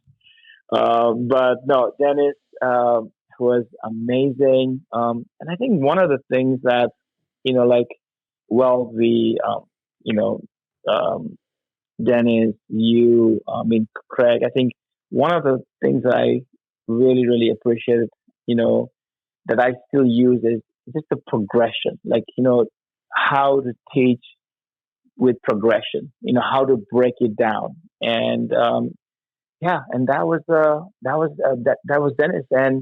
And then when I went to Hilton Head, the other thing I remember Dennis was, because in Hilton Head, when I first started, we did all types of, from juniors to adults, and especially the adults. You had about 50, 60, 80 people at a time, and there was always one or two that were like difficult. And I'll never forget Dennis saying, like, Sujay, look, 90%, 95%, they're going to be happy. There's going to be that 1, 2, 3, 4% that are going to be difficult. And the challenge for us is to make sure that everybody out here, that 1 or 2 or 3% that are difficult, they are the ones also going out, satisfied and happy. So that always kind of like stuck in my head. So when I've done all these adult camps the last several years, the last 17, 18 years, I'm always, in adult camps, like looking for the ones who are the difficult ones, who are the unhappy ones, who are the ones who always see the glass half empty. Yeah, so that was Dennis, and as he trusted me and got me going and traveling with the top junior players, and then eventually all the pro players was um, he just gave me so much confidence because he trusted me. He really believed in me, and as a young coach, you are sometimes doubting yourself, but he just had that look in his eyes, like, look, I trust you. Let's go and just be who you are. Be positive, be passionate, and that was it. And so when I was traveling, I would get fax messages, fax those days from Dennis and Pat. When I was traveling with the pro players, and if say I was in Australia, I would get the fax, and he would have a note out there, and hey, talk to Amanda about this. Um, you know, say this to in Morocco, or Marianne Biswat, or was it Mercedes Paz? So yeah, that I think that confidence he had in me, and the trust that he had, you know, um, in me because of my passion, because of my work ethic. I think that that pushed me a lot. Yeah, I want to talk to you about the players you worked with on the tour. But one thing for our listeners, Sweetbriar, it's a beautiful place here in Virginia. And I went there several summers. I think it was 3 summers, um, because not only Dennis was there, but it was Jim Verdick and Jim Lair. But what Dennis did is he went met with the people at the college, and he built 6 more courts. And I used to get upset when people would just talk about Dennis as such a successful businessman because, and I think I've heard Jim Lair say that, and I think it's a great question. Did you ever watch him work in person? So many people would criticize Dennis. If you didn't watch him in person, you had no idea. It was just like amazing how gifted he was in so many different ways. I mean, his presentation skills and then also his information. But so that's what he did is he said, well, I'll come in, I'll pay for 6 more tennis courts and upgrade your facility. But what I need in turn is, use of the courts in the summer and 2 dormitories. Um, and yeah, it was, Jim Lair ran it was like University 3. I think Verdict was University 2 or vice versa. But were you around them during your time with Yeah, Dennis and Pat? yeah, yeah, absolutely. I was especially with Coach Burdick. I got to do be on his court. I learned a lot from him. But just to go back to Dennis, and talking about like his insight, his vision, and I'll give you an example. For example, Amanda Coaster, when she came to the Vandermeer, she was floating around 50 to 100 in the wall, and Amanda was a 5 foot shoe, and she had great ground strokes. She ran well, but she didn't have a finishing shot. So a lot of times when she put somebody on defense, somebody could just like loop the ball, and then Amanda would restart. And so it was Dennis who, I think was encouraged by what he saw with Monica Seles and Agassi and their swing volleys. And so, literally, like, I mean, I remember Dennis, making us feed like hundreds and hundreds of balls, like swing volleys for Amanda, because, you know, he felt like that was going to be a difference maker, where when she got in the offensive position and if, she had her opponent, on defense, that they were not just gonna just loop the ball and neutralize her. And so, and when you think about it, she was 50 to 100, and then she got to top, 25, and the next thing top 16, and the rest is history. I mean, she got to as high as five in the world. And so, yeah, Dennis, was a great coach, and it was not just for beginners or adults. I mean, he definitely a coach for all levels.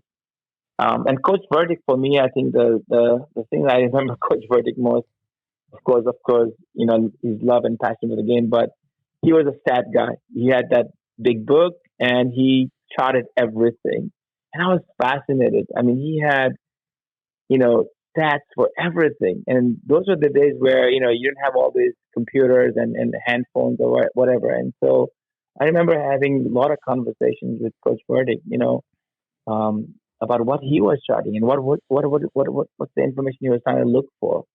And like I told you last week, he was the one that was with Grant Stafford when Grant beat, Pete Sampras at Queens, right, for Wimbledon one a year.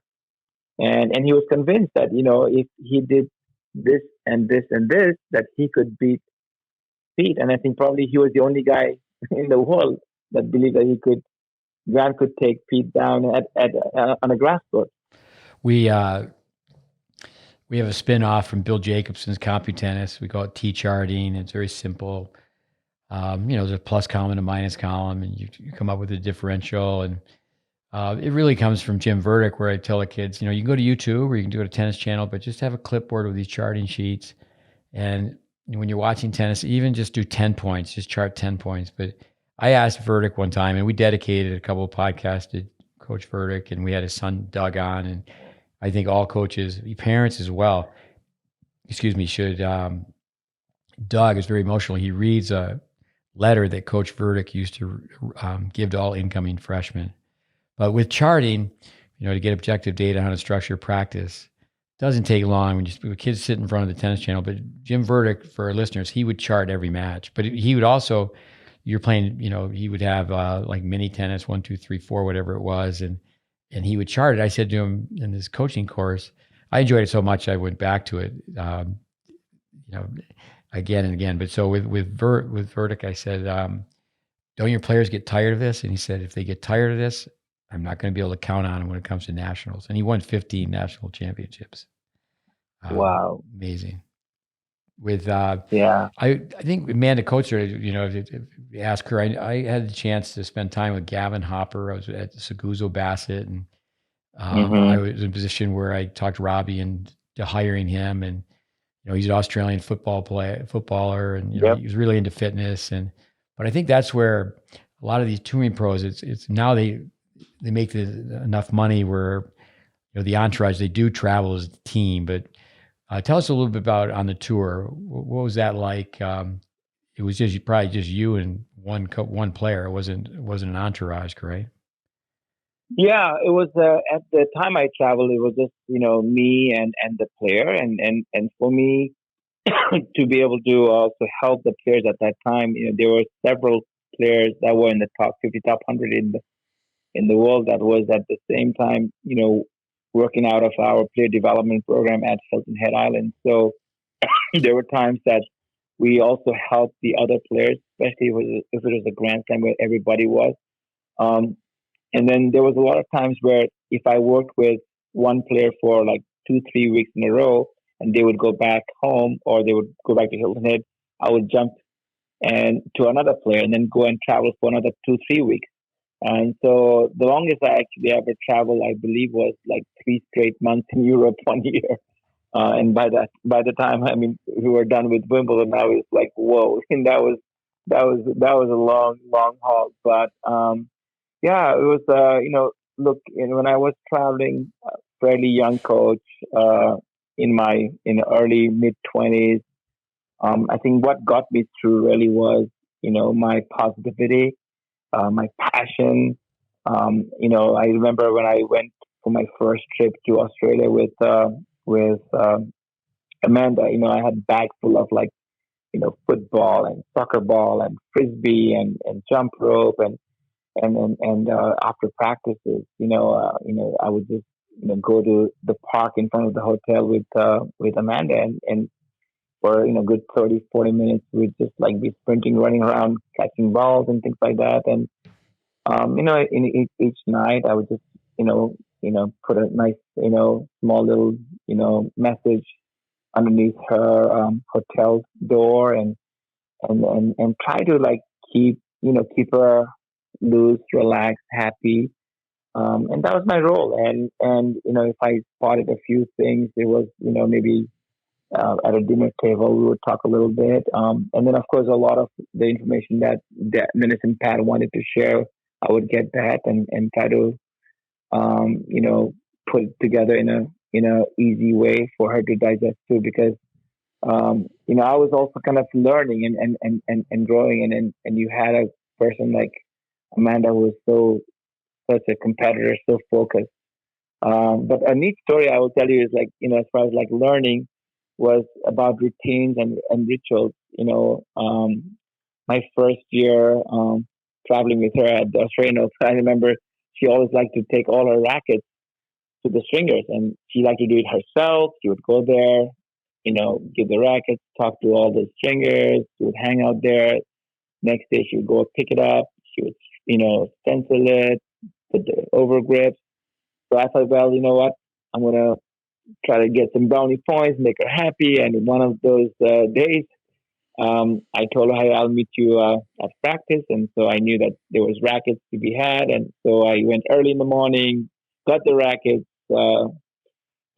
Did the stencils, put the over grips, and waited for her outside the locker room. And when she came, she wasn't happy, and she gave me that look that, boy, don't ever do that. So as a young coach, I was like, okay, wow, there are some routines and there are some rituals that, keep people calm, cool, collective, and hey, don't interfere with that. So yeah, that was one of those, lessons that I'll never forget.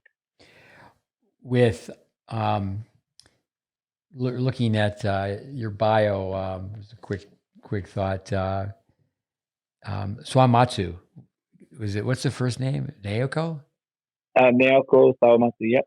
Yeah, so I was in Japan, and Munihiro Yoshida and then his wife, Kazuko Swamatsu, that's their niece. And this is just about the Japanese. So I was running an 8-hour program training coaches, and she came the first 4 hours. I think she might have been top 50 in the world. I can't remember, but she didn't come the second day.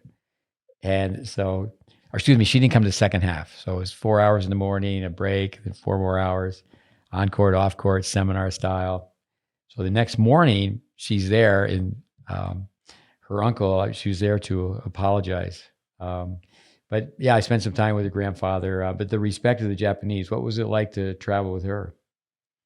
Amazing, and now was also very interesting because I didn't travel as much as Vicky Brown did, but I did travel some with her.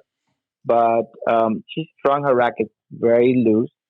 She stayed very low and compact stroke. I mean, her serve really, she had the wrong grip on her serve, and yet she became actually the top 16 in the world, and she even got to the quarterfinals of Australian Open. And I was at the Australian Open the year there was that earthquake. It was in her hometown, and her, luckily her mom and dad were safe, but their house collapsed, and that's the year I believe she got all the way to the quarters of the Australian Open, if not the round 16. I believe it was quarters, and she was emotionally distraught, but she still was so mentally tough. But yeah, she just she was an unbelievable counterpuncher, but yet she took the ball so early and created havoc. And one year I traveled with her to the Canadian Open, and she played Steffi Graf, I believe, in the third round, and took Steffi to third set.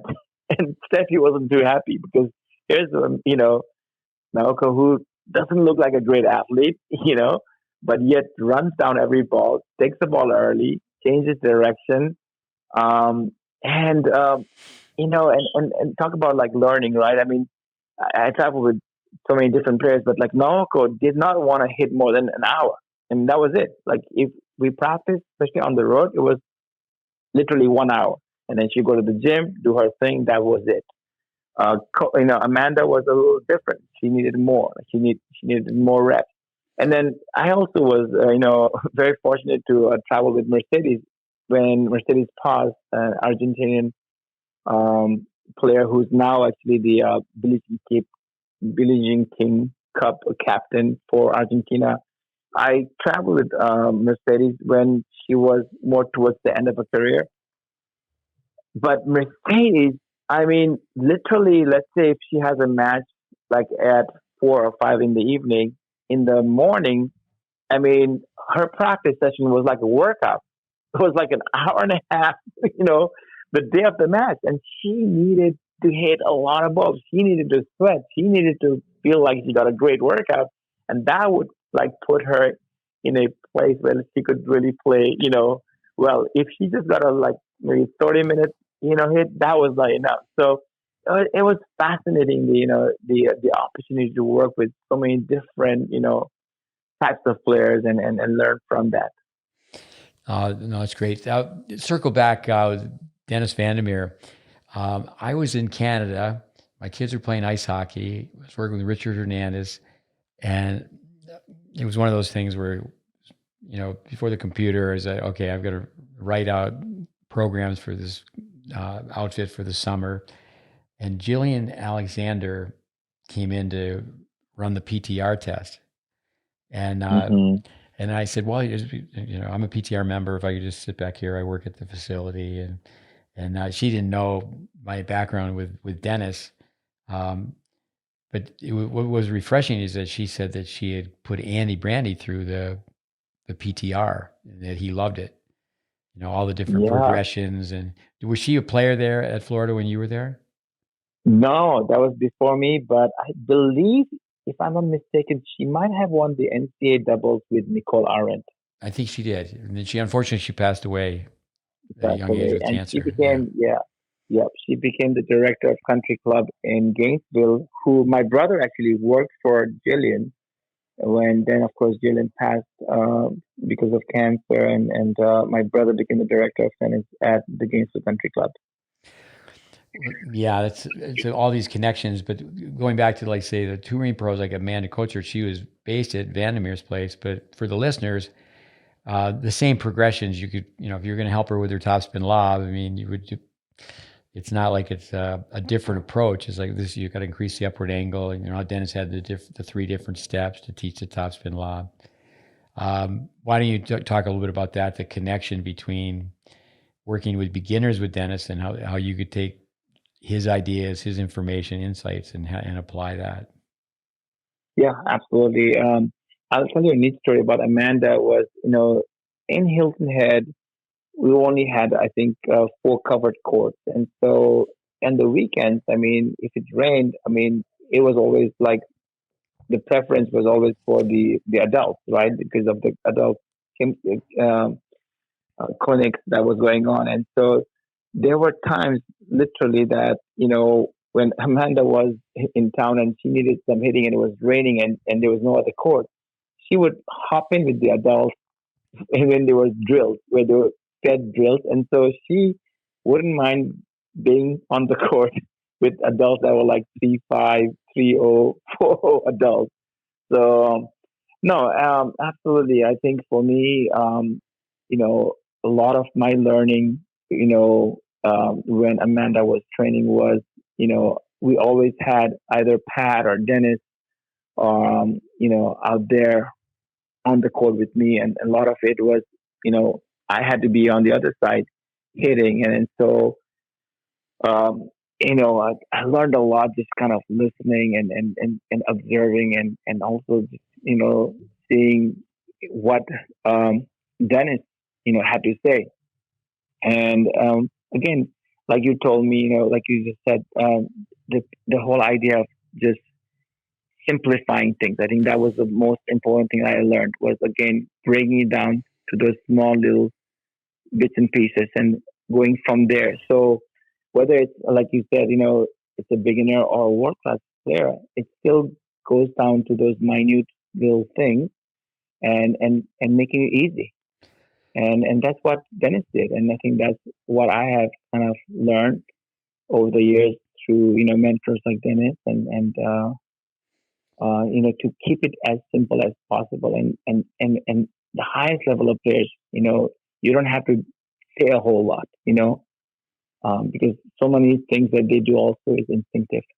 I think Sujay with Julian Alexander, um, I have to say that, well, I'm being a little bit selfish where, okay, I'll do this. I think perhaps I was the man for the job to sit in the corner and write out programs for the outdoor season that was coming up. But to me, that's going back to the well. So obviously, I was much older and had spent a lot of years studying Dennis Vandermeer. But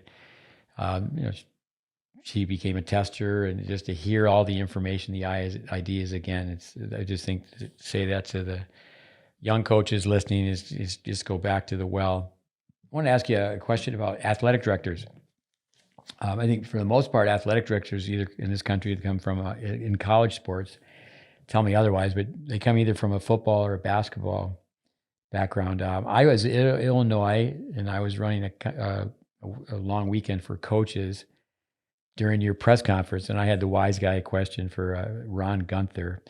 I said, did you hire Sujay because you don't have to buy him any new clothes? Because I think Florida was orange and blue, maybe Right. a different color blue, but Illinois was orange and blue. But what are your thoughts when it comes to working with an athletic director? If they, say they don't know tennis, obviously you've been, you could tell the listeners. So you were at Florida, you were at North Texas, and now you're Arkansas State. Am I skipping one?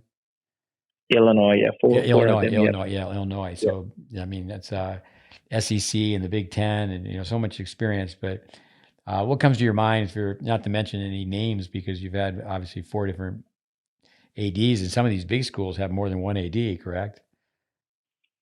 Well, you've got your head, the main athletic director, and then you've got associate athletic directors, several of them. But typically, uh, each school has one athletic director. And so at Florida, of course, was Jeremy Foley, and he, became one of the, I think, top athletic directors. And the way it was fascinating at Florida was like the athletic department was separate to the university, so it was a organization by itself. So it was like a well-oiled machine.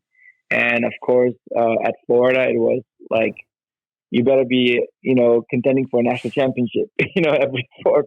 So just to give an idea, like we come back the second year from Stanford, having had a great season. Undefeated until we lost to Stanford, and we still won doubles and had a finalist in singles. And we come back, and it's like everybody's like, "Yeah, tough one," next year, next year. So we already preparing for next year, and so the standards were so high at Florida, and the stakes were so high out there, right?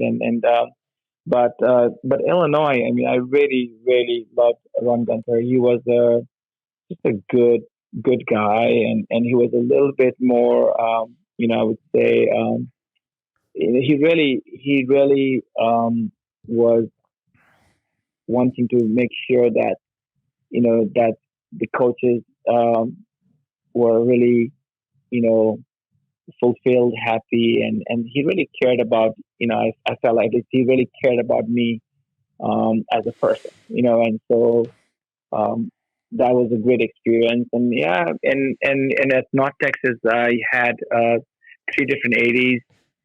Rick Villarreal, who hired me, kind of an emotional guy, but again, good, compassionate human being. And then Ren Baker now, who I had him for 4 years, and now he's the AD at West Virginia. Brilliant guy, just brilliant and great vision.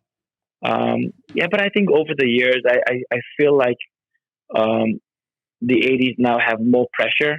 I think there's a little bit more weight on winning and losing, and so the win loss has become a big thing for the ADs. And so they're like big on winning programs, and so like I remember when I became a head coach at Illinois, I was not worried about the win-loss record. I was more like, okay, hey, let's get the best schedule. How can I get the best competition so that I can peak, in April and May, where the big tournaments are, right? The Big Ten Championships, the NCAAs. So that was my mindset. And so I think this last, you know, 15 years or so, I've seen a little shift where there's more, you know, more pressure for them to have winning programs and winning records, and then numbers are a huge factor and the driving force for these 80s. And so I think there's, again, more money means, more pressure. I think for young coaches, and I think tennis kids coming up today, and granted, um, today I'm talking to a player from China, a player from Canada. The Canadian boy, okay, he should have a better idea of, say, American football, Canadian football, or basketball. But I think young coaches today are they're coaching kids that are just playing one sport. They're just playing tennis only. But I tell people you should be able to talk football. You should be able to talk basketball. I one time was on a flight, and a girl from Duke. She had both an undergraduate, graduate degree. And she was going for an interview, and she was and found out just talking to her, she was a big fan of Coach K. And I said, well, my advice is that when you go in the interview, you got to have that come up, and because I think that's one thing about tennis is tennis. I tell young people, you really need to be able to talk tennis because it comes through the door, it comes through the mail, and now with all the ways to communicate. But yeah, to be able to talk football. A quick story: my oldest sister went to University of Illinois, and she got a master's in math. And I have to have a fact checker dig this out, but it was Ron Grabowski. It was a great football player. He made it from Illinois to the NFL. Yep. And Bob Todd was the interim athletic director before Ron Gunther. And Jennifer Roberts, Craig Tiley was brought in to be the director of tennis instruction when they built the Atkins Tennis Center. And then the head coach of the men's team was fired, and Tiley became the interim coach, and then he proved himself from there. But remember, we're talking to Jennifer saying, we're going to this meeting. What are you going to say? I said, I'm going to talk to him about football. And I said, I'm going to wait. We have a 45-minute meeting with him. I'm going to talk to him about football for 40 minutes. And then he's going to have the last 5 minutes to just say, yes, we'll do this. And what it was Jennifer had recommended Tiley be the director of instruction for this new facility. But do you feel like as a college coach, does tennis get enough attention from the athletic department? I think the key is what I learned is that, it's still a football and, men's basketball driven, but at the same time, I think, you have to make it relevant. And so, and then that's something that I kind of learned, over the years is that you've got to go out there. You've got to be the face of the program. You've got to be able to just go on a weekly basis and go and, go to every office. Like, so over the years, all these football head coaches, even like Bill Self, who was at Illinois, and, Coach Furrier at Florida. I mean, you talk about, these 80s. I think the key is, you've got to go out there. You've got to go and make yourself visible. You've got to make yourself relevant. And I think that's one of the great qualities that, of Craig Tiley. And I think that's what I learned. It's like, look at where he started Illinois and where it was. Like, you talk about he galvanized, tennis there at Illinois, and the home matches, it was like sold out basically, right? You had net nuts out there, and you had TV crews coming out there, radio. And so, and and you have to be the driving force. Yes, you have sports information, you have marketing and promotion, but those ads are not going to do anything.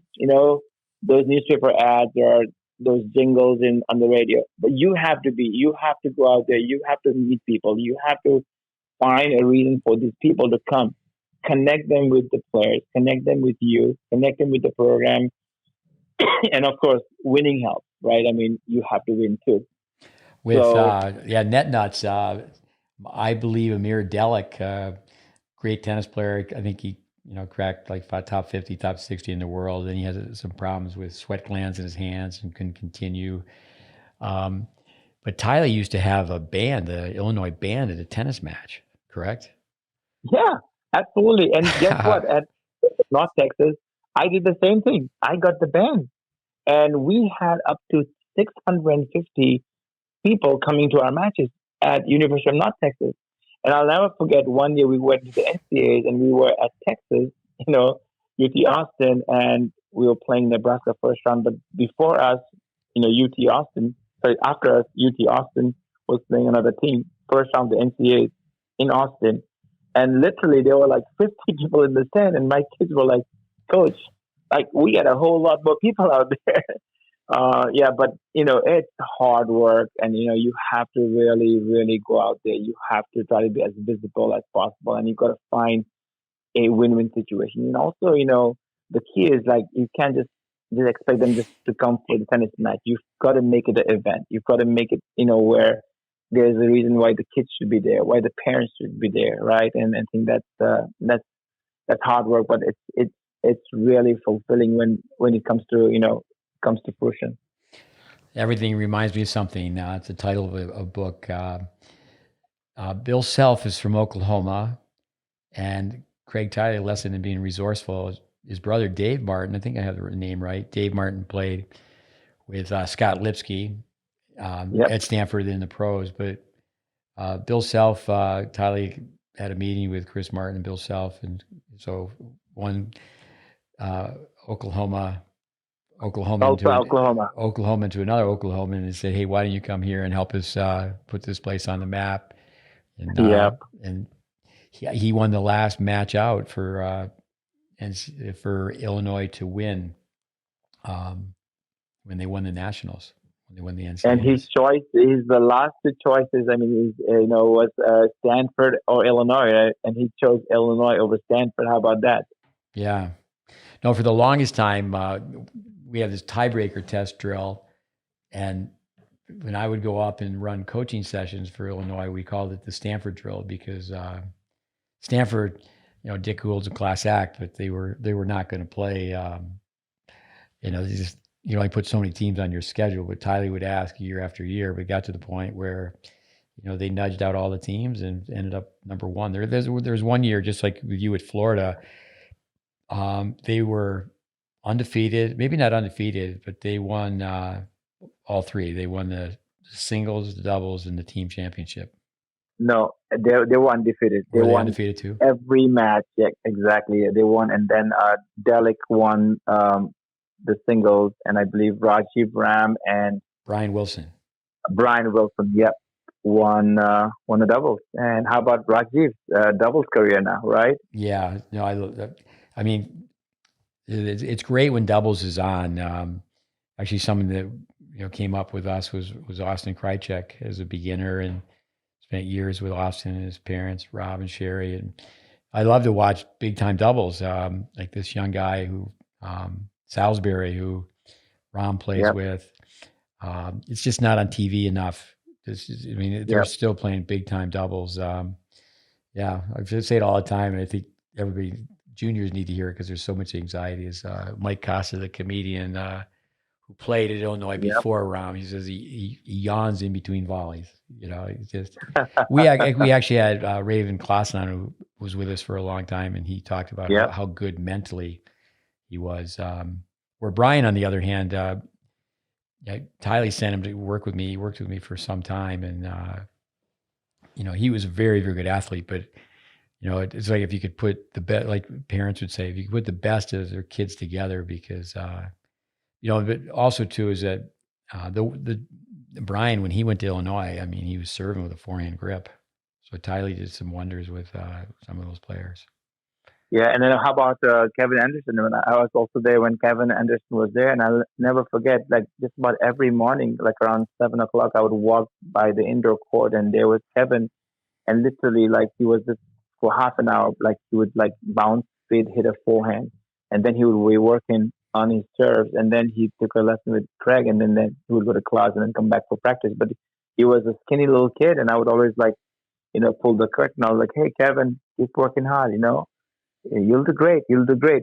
And literally, like I will tell you, like I never thought that, I thought he would be a good player, but I mean, the fact that he got to the finals of two Grand Slams, that's kind of crazy, really. And here's, every day I would see this skinny kid out there drop, boom, hit a forehand, and then Yeah. serve, Yeah, no, serve, he he and he he lives in Delray, and there's a lot of people that I've trained that have worked at the Delray Beach Tennis Center. Yeah, I remember seeing it. Balotelli's was told that he was going to hit 100 serves a day. But I think for our listeners as well, I'm pretty sure, 99% sure that the parents built a backboard. He had a backboard in his backyard. I mean, yep, they you know, did. the backstories are so important. Are so important. Tell us Yeah. about being a tennis parent and Sid the kid. Daughter went to Colby, and now your son's at Butler. I know I made a video for him some time ago, and I know that he used to spend some time down at Brookhaven, correct? Yeah, I'll tell you, like, it's one of the greatest, parts of, my tennis life has been to see, Sid, from being a little chubby kid that was playing soccer until he was about 8 years old, also fall in love with tennis and slowly, get better and better and yeah, and then it was not an easy journey, let me tell you that. And it was at times excruciating, right? I mean, those 12 and 14s and under tournaments and the highs and then the lows and the kid's an emotional kid. But yeah, and now to see that he just absolutely loves tennis and in fact, last week, he came back for Thanksgiving break, and we were in Texas, and we actually played a doubles tournament together, and we won a round, and then the second round, of course, we played two Division One guys, and for the first set, I felt like I was like in slow motion, and then finally I picked up my game, and we barely lost, and I was like, dang, it still stings to lose, but um, no, I mean, I think look, what I think I did a good job with was I knew that okay, I've got to make sure that I have my place as a father and then also try to utilize all my experience and give that experience. And so what I did was, I try to, seek good people, right? And try to have a nice little team of people that were all, gonna help his growth as a person and as a tennis player. And was really, really fortunate because there were some really good coaches. Ashley Hobson at Inspiration Academy in Bradenton. That's where he would go for the bulk training in Bradenton for like 3 weeks, 6 weeks, and then around DFW. There's a really good coach, Adrian Chabria. Was a good friend of mine who loves the technical aspect. So we would work together, and then he would deliver the lessons, and then of course some really nice people like Dave Anderson at Brookhaven, who gave Sid the opportunity. There were times that he even got some matches at the other academies, like T-Bar or even Dan. In Texas, in the DFW area, is so great because there's so many really good players to practice and to play matches. And yeah, he was not one of those guys that was exceptional like talent right off the bat. It was going to blow people, but he progressively got better and better, and he really wanted to play Div One tennis. And when he finally got the offer to be at Butler University and play for Butler, it was a great day and great celebration. And now he's a freshman and has had a great first semester, loves it out there, and I'm sure he's gonna love 4 years of college tennis. I think the best compliment I could get was the coach and their teammates coming to me. We were at Ball State for a tournament, and they came and said, it is the greatest guy, greatest teammate, and he's the loudest, and he just gets this. And I said, well, you know what? He's lived Oh this yeah. his whole life. He has had no choice. He's been around college tennis, and it was just good to know that he's such a good team player. No, I think of Brian Shelton's son Ben. Just to grow up on a college campus, has to be so many positives for someone like your son to have been around athletes, and just now that he's there, that expression, he gets it. Tell us about your new setup. You've gone from North Texas to Arkansas State. Tell us what's going on. No, super excited to be here. Had this opportunity come, and I really, it came down to two people that really pulled me here. Our athletic director, Jeff Puritan, he was the number two guy at Alabama for 15 years. So he just came here last year. And then Amy Holt, who's my SWA, also my oversight. He was the head coach at Kansas and played for Murray State. So how often do you get an oversight who actually understands tennis? And so for me, 17 years at UNT was great, but I think at sometime in your life, that change it's so needed. I think it's rejuvenated me. It's a different state. Yeah, we have come here where the program really I think needed me in a way, and I needed the change too. And these kids, especially the seniors, that they've gone through a ringer because they've had. I'm like the fourth coach in 4 years, so they've not had the stability that they need, and they've really received me and my assistant really well, and I think we've really you know energized them. We've given them love. We've given them hope, and we know that they're going to be very important as to what we build here. And Steve, what I've really learned is that I really like building. Going to Florida was great and winning national championship was great, but going to Illinois and building Illinois from like 75 to top 16 in the country, that was awesome. Going to UNT where, the team was like dead last in the country and we got as high as top 40, went to several NCAAs. We had kids going to the NCAAs, singles and doubles, winning conference. That was awesome. But here again, coming here, I love the challenge. I love the challenge of like building again from the ground up, right? I mean, from the bottom here. And we've already had some really good success recruiting wise. We just signed a kid that's 207 in the world that's coming in January. We're selling our vision, our passion, player development, and most importantly, they'll be looked after and cared for, and we're going to make them,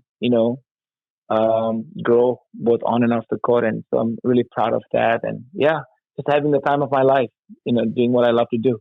That's great. I'm going to guess that you're 54. I am 55. 55 years old. Close. And That's right. Well, you sound like you have the enthusiasm that you had when you're 25. Look, the other day I'm driving with my assistant to pick up a recruit, and we are driving to Memphis, which is about an hour away. And I said, Marshall, I feel like I'm still that young assistant coach, that was at Florida with Andy. I don't feel like, oh my God, I've got this 28 years of college coaching, and I think, yeah, I believe in college tennis. I love college tennis. I love the format. I just love the variety and then the challenge, right? I mean, I want this program to do well. I want us to be, a champion, right? I mean, we want to contend for a championship. I want to take this team to the NCAAs, and hopefully one day, be a top 25 team. But yeah, I've got plenty of energy, and yeah, I'm excited. With Here's an off the wall question. You were in Champaign. David Foster Wallace. You know that name? David Foster Wallace. I feel like I've heard the name, but yeah, unfortunately, he's a writer. I mean, he's a writer. He committed suicide. He took his own life. But in that world, I mean, prolific writer, and mostly fiction, several novels.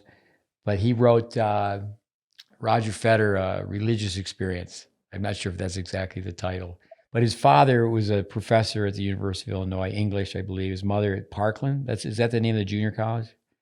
Yep, Yeah, Parkland, yeah, yeah. community college, So, yep. um, but he one. I think he wrote an essay. I had a crush on Tracy Austin, but a total tennis junkie. But if the stars were aligned, I mean, he was in Illinois. It was just a different time, but he did so much research. But having read so many things that he's written, someone could really study his work not only by reading his books, but getting online and his following. But if the stars were aligned, I just think that if someone like that had researched Braden, like say Craig Mm-hmm. Tiley, for example, when he went to Illinois, he knew the Braden method through his training with us.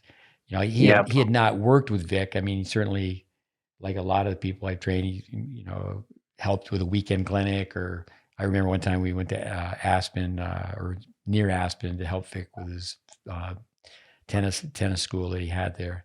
But yeah, it's just that the stars were aligned. But for our listeners, I just wrote some notes here. It's not like we're name dropping, but we have 8 pillars. Vandermeer is one. And then, obviously you spent so much time with your brother with Van Horn. Yep. Harry Hopman Yep. with Andy Brandy, obviously Yep. connected us, where Hopman used to have summer staff that he would hire from us. And then also during the winter months. I did a number of things with Nick indirectly, but with I want to come back. We can talk a little bit about Lair. We haven't touched so much about him, but Ashley Hobson, Yep. he was with Peter Burwash. I've heard great things about Peter Burwash. Ashley Hobson. Yep. And Ashley and me, we worked together with Vandermeer. So when I was working in Hilton Head, Ashley was, also working at that time. So we, that's how we became really good friends.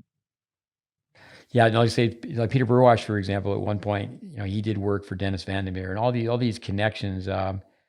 With, I think that's where people need to be resourceful and try to get connected with, tennis teachers from the past.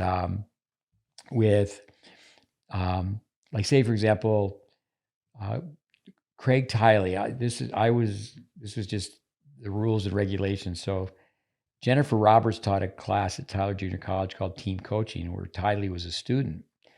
And then a year later, Tiley was teaching the class, but I had to be in the classroom because they were not officially on faculty. So they were titled lab assistants. But they actually used Jim Verdic's, they had other materials, but Jim Verdic had a manual on team coaching.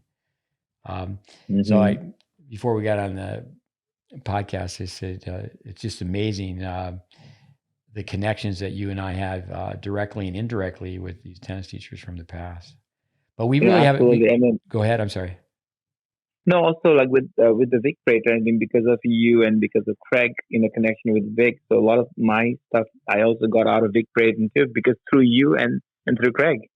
Yeah. And it's crazy, how many great coaches both of us have had a chance to be kind of around.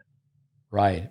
No, I really appreciate what you've said about camps too. I think it's because I think I'd say overall a lot of coaches now. They're more of a figurehead with their camp. Years ago, the tennis teachers, they had to run the camp because they just didn't get paid enough. That was really the bread and butter years and years ago. But what about Jim Lair? Also a little bit of how you've touched upon Jim Verdic and Vandermeer. How about Jim Lair? How's he helped you with your players? Yeah, so with Jim, I never got to work with him, one-on-one. It was a lot when he would come to the island, when he would, come for the symposiums. That's when I, really, got to really listen to him and then really start, reading his stuff. And over the years, I mean, I'm one of his biggest fans ever.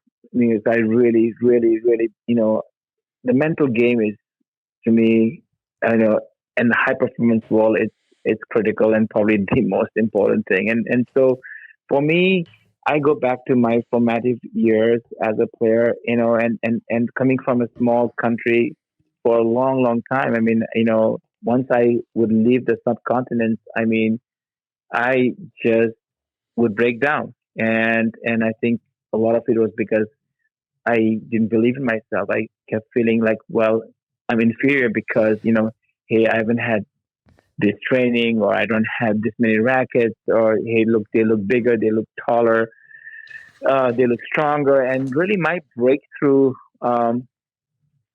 came, like around 18, 19 years old. It didn't come on the tennis court, Steve. It came actually, I by chance got a chance to be in a regional training of like the top German kids, and somebody didn't come, and so just to even it out, I got the call because of some connection my brother had with a regional coach, and said, "Hey, can your brother come just to fill up?" And so, and I was like really like scared, and I had at that time, I would say, a little bit of a low self esteem, and I think a lot of that affected my playing. And so whenever I would go to Europe or go to bigger Asian countries like Japan, or, Korea, I would not perform well at all, and I literally would lose the match before I had even left the hotel room. So in this training, there was one day I remember, it was an intense training. It was like 6 hours, morning, afternoon, and then at the end of the day, we had to run a hill three times, go up, down three times. And I was like, okay, I cannot embarrass myself. I've got to be, I've got to at least keep up with these guys. And to cut the story short, by the end of those three laps, I had beat everybody by at least half of half a hill, or if not a whole hill. So I had worked so hard that I'd gotten so, so strong physically.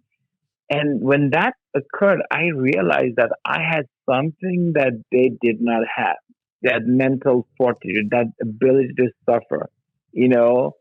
And then from that day onwards, like I think that my mental part of my game just got stronger and stronger and stronger. And I think when I of course got a chance as a coach to like really study the things that Dr. Lair preached, it was like, okay, it's connecting now, you know, and yeah, absolutely. I mean, we have every every team of mine has to look at that.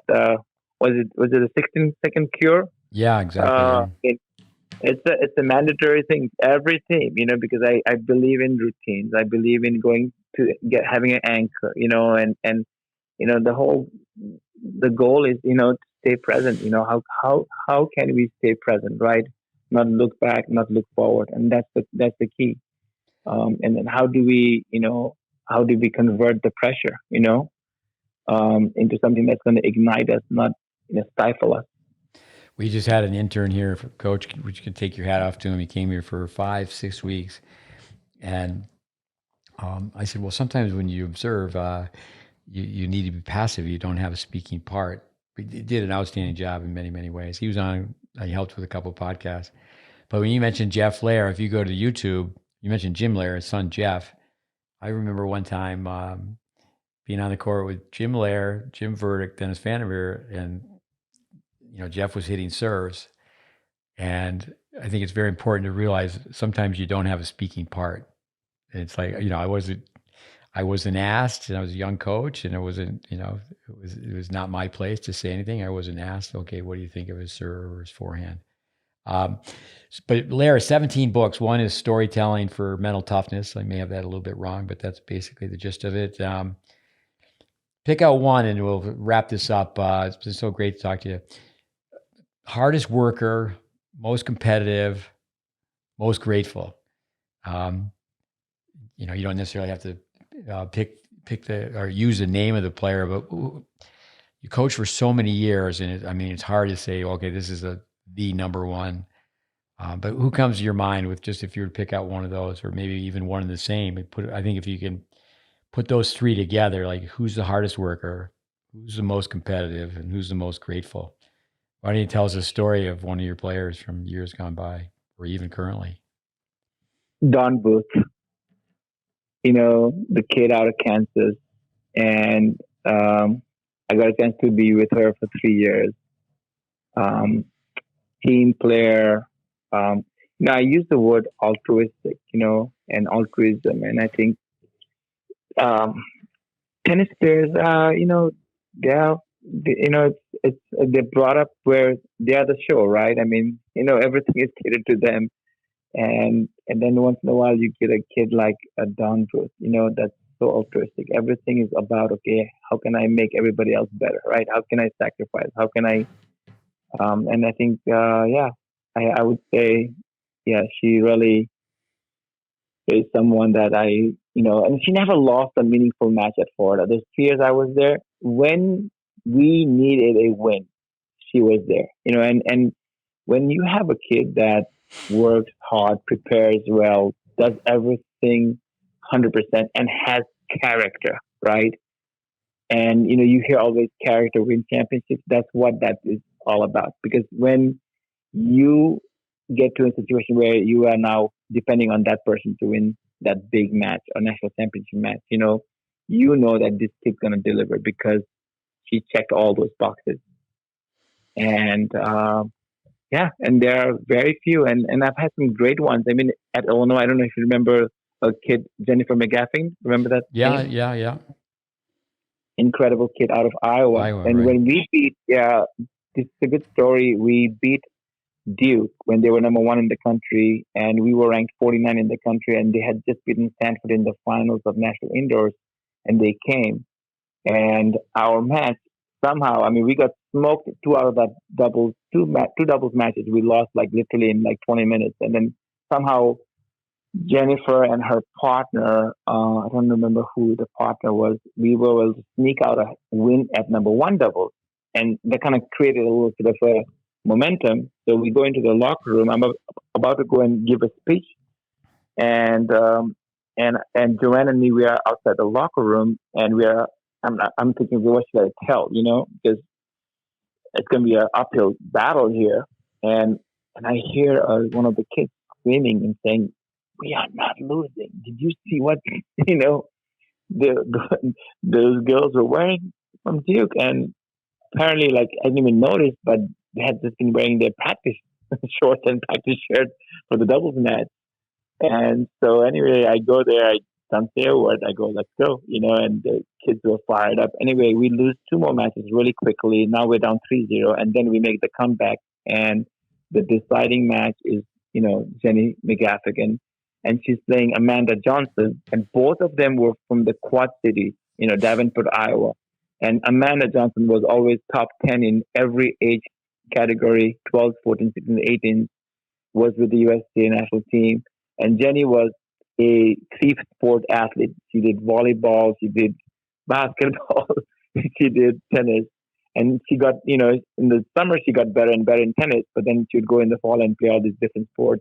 But she was a great athlete. Great, like just like Dawn, high character, coachable, and just did everything the right way. No, I And remember hearing stories about her. She was from a tennis family, correct? Where there was more than one yes, sibling played well, yeah, right? three of us. So there were four girls. All of them played Div One, Notre Dame, Wisconsin, Indiana, and Jenny was at Illinois. I think Jenny was the best. She was the oldest one, but comes to a tiebreaker third set, and Jenny wins like 7-4 or 7-3 because she just she handled the pressure so well. But And yeah, I would say Don Booth definitely, and Jenny would be up there also with many. I mean, I've had some great kids over the years. you mentioned the family from Iowa. What was the last name again? Jenny McGaffigan. Gaffigan. No, I remember Yeah. the name. My son Connor, family out of Cincinnati. I had three brothers, McCarthy, all at different Big Ten schools. But what competitors! It's kind of like what kind of water are they drinking at that house? I mean, with the competitiveness. But what an honor for Don Booth. It was Jackie Calvo who we worked with, who played for Don. So I got a chance to watch Don Booth play, and then just in the process when she was recruiting, and I know Jackie Calvo became her captain. But what an honor for you to mention her. Just the way you said character with all the exclamation marks. Yeah, character is what's on the inside, and reputation is what's on the outside. It's that, I think that's where Jim Lair, loud and clear, that's what he's saying. He just calls it the character muscle. Yeah, Character hundred muscle. percent. And some of these for example the McGaffin family. How in the world were they able to produce four amazing tennis players, right? I mean, just to help Sid, just that's only one. I mean, that took a monumental effort, right? And yet here's a family out of Davenport, Iowa. I mean, and produces four incredible kids. And you're talking about like multi-sport athletes, right? That's what Yeah. they believe in. I mean, Barb, I remember McGaffin, the mother, was high on that those kids played all these different sports, that they were in different teams, and yet they still were able to produce four really high level Division One tennis players. So that's kudos to that family. I do think kids from the Big Ten, my thought is that they just grow up loving Big Ten sports. I think that adds to the competitiveness. No doubt about that. Yeah. No doubt about that. Yeah. And if I had, I would say, if I had to do something over at Illinois, I would have recruited even more of those Midwest kids because I mean, they were like really, really high character kids, and that really got only better during the 4 years of their career in college. Yeah, since the advent of the academy, I mean, it's researched and it's a fact that the Midwest produced more professional players when kids just stayed at home. All this That's hype. amazing. I've spent so many years in Florida. All this hype to go to Florida, be in an academy. Most kids, 100%. There's one thing we're trying to do with these podcasts is kids need to be in a pre-academy. The Japanese girl that you worked with, Swamatsu. Yep. I've told the story before, but it was Cosgo's father and Naoko's grandfather. I was doing these seminars throughout the country, and I ended up being in the car with him. And obviously, he spoke a little bit of English. I, being American, didn't speak any Japanese. And so we went to the Japanese Tennis Center, and everybody knew him. And he just grabbed his chin and he goes, "I have a famous face." And I said, "Yeah, how'd your daughter and your granddaughter become so good?" And he said, "Basics, basics, basics, repeat, repeat, repeat." And Yeah, absolutely. yeah, so there's really not any secret formula.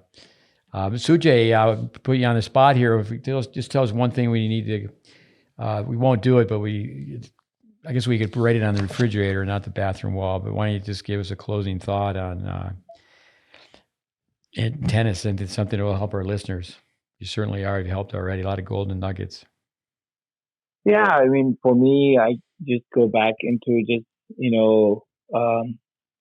passion and positivity. And I think like I go back to the breaks I got, in my life, and I always say, I mean, I have been so blessed and I've been so lucky. And what got me through? What was the difference? Like, because there are plenty of people that maybe could do so many things better in so many different areas, than I did. And I'm like, why? What caught Pat and Dennis's attention? What did Andy see in me? And I think that I think my key thing is passion and positivity. Of course, work ethic, right? I mean, but that I mean, very very lucky because of so many great mentors like my brother and those guys. But I think it's so easy, to see the glass half full, right? And I think, and like lately, I've been doing a lot of yoga, Steve, and it's a game changer. And obviously, physically, for many different reasons, strength and flexibility. But towards the end, there's always that meditation part, right? And then the last thing we always do is, we get into that, we what do you call that? Uh, what's the word when you in the womb of your mother? What position is that? What do you call that again? You got So at me. the end, you on the side of your body, a fetal position, right? Feet was Yeah, okay. Yeah. yeah. And then the instruction always talks about like that's an opportunity that again you have a rebirth, right? And you're starting all over again, and then you let go and you just kind of move forward, right? And it's that's so huge, because that's what we control is moving forward, right? And looking at things in a positive way, looking at the blessings that we have. And I think that's what I've always done. And I think that, it's so important to stay in that path because otherwise, we human beings have a habit of like comparing ourselves with other people and what they have, what they don't have, or, just living on, what's happened yesterday and what might happen tomorrow. I think just to kind of stay present, um, be passionate of what you do, how you do, and yeah, just keep loving it. I think so well put. Passion and positivity. I think young juniors have to realize that the positivity doesn't have to always be cheerleading. Is that the passion is the positivity. Is that the coaches and the parents as well. I mean, they're pouring out the energy and um, yeah, I think that if just it's like okay, plug in the passion. You shouldn't have to plug in the passion. That's what we're asking you. And you mentioned Don Booth. Besides hardworking and besides competitive, that you're just grateful. You sound so grateful. You Talk say, about it. Yeah, yeah, I was going to say you sport like sound. I'm sorry to interrupt. You just sound so grateful about having been in tennis, your history, your life in tennis. yeah, absolutely, absolutely. I mean, like this is a dream. I mean, a kid from Nepal. Look at this. To have this opportunity, this many opportunities. But one thing I always talk about is like, tennis is one sport that when you are out on the court, your character is exposed every single point, basically, right? I mean, it's so challenging. And so that's one thing when I was coaching Sid, I always, talked about that. Like every time you are there, you are exposing your character, right? Because, and that's where like you've got to be resilient, and in life too, you have to be resilient, it doesn't always go your way. And when that happens, it's like, okay, how do you respond, right? And that's what life is about, and that's what tennis is about. It's Yeah. response. Well, a man from the land of Mount Everest. I like to tell people, there's an invisible mountain. You just got to go one step at a time, and I think a lot of young players, they create a visible tsunami. You're going to wipe yourself out. Is that you just got to get up and just be grateful that you have the opportunity to get better. That's Yeah. like a Jim Verdict. You've so I could talk to you forever. I mean, Jim Verdict, don't you want to get 1% better? Um, Yep. yeah. But Sujay, thank you so Absolutely. much. It's been fantastic to have you on as a guest. Well, Steve, thank you, and again, thank you for your friendship, but also thank you for being such a great mentor and a teacher. I mean, look, you are a treasure. I mean, I read every time whatever you post, even on Facebook. I read those. I share those with my players, with my coaches. So many. I mean, you have. I mean, you've given your life, to this great sport, and we're so fortunate, that you've given so much of yourself, to this game, and so many of us have been touched. So many coaches that I have now trained under me, um, I've passed on your stuff to them, and um, you know. So thank you, and thank you for having me on this podcast. This is Yeah, no, such a it's privilege. awesome. Yeah, thanks for the compliments. And as you know, I mean, I try to be the first one to say that what we're sharing really, that's all it is. It comes, I tell people, well, maybe 90, maybe 5% of what I share is something that's original because it's just, you and I have been fortunate to know so many of the same people, and we've done some homework. But no, thanks for being part of this. I appreciate it. I'll be in touch. Thanks, Dave. All right. Good Appreciate night, it. Sujay. All right. Bye. Okay. Good night. Bye. Podcast 173 in the books. Again, thank you, listeners. Thank you, Sujay Lama. Amazing background, the passion with your father for the game, influence from your older brothers, your mentor. There's a lifetime in tennis. The number of accomplished tennis teachers you worked with, the championship culture at the University of Florida, nearly 30 years as a head coach, being a tennis parent. Touched upon a lot of topics in tennis. One topic we could come back to is the writer from Champaign, Illinois, tragic ending to his life, but with David Foster Wallace. He wrote about tennis. I always think that if he had connected with some of the educational pieces that we talked about tonight, tennis needs that. Tennis needs energy. Tennis needs a better following. Luther College, Lutheran, the two Marks from my hometown, Mark Hamlin, Mark Costello. Yeah, Smith, smart guy. Luther College, Lutheran. But again, appreciate people listening to these podcasts. Just trying to help tennis out, and like to thank Sujay again for helping us help people out. Adios, amigos. Until next time.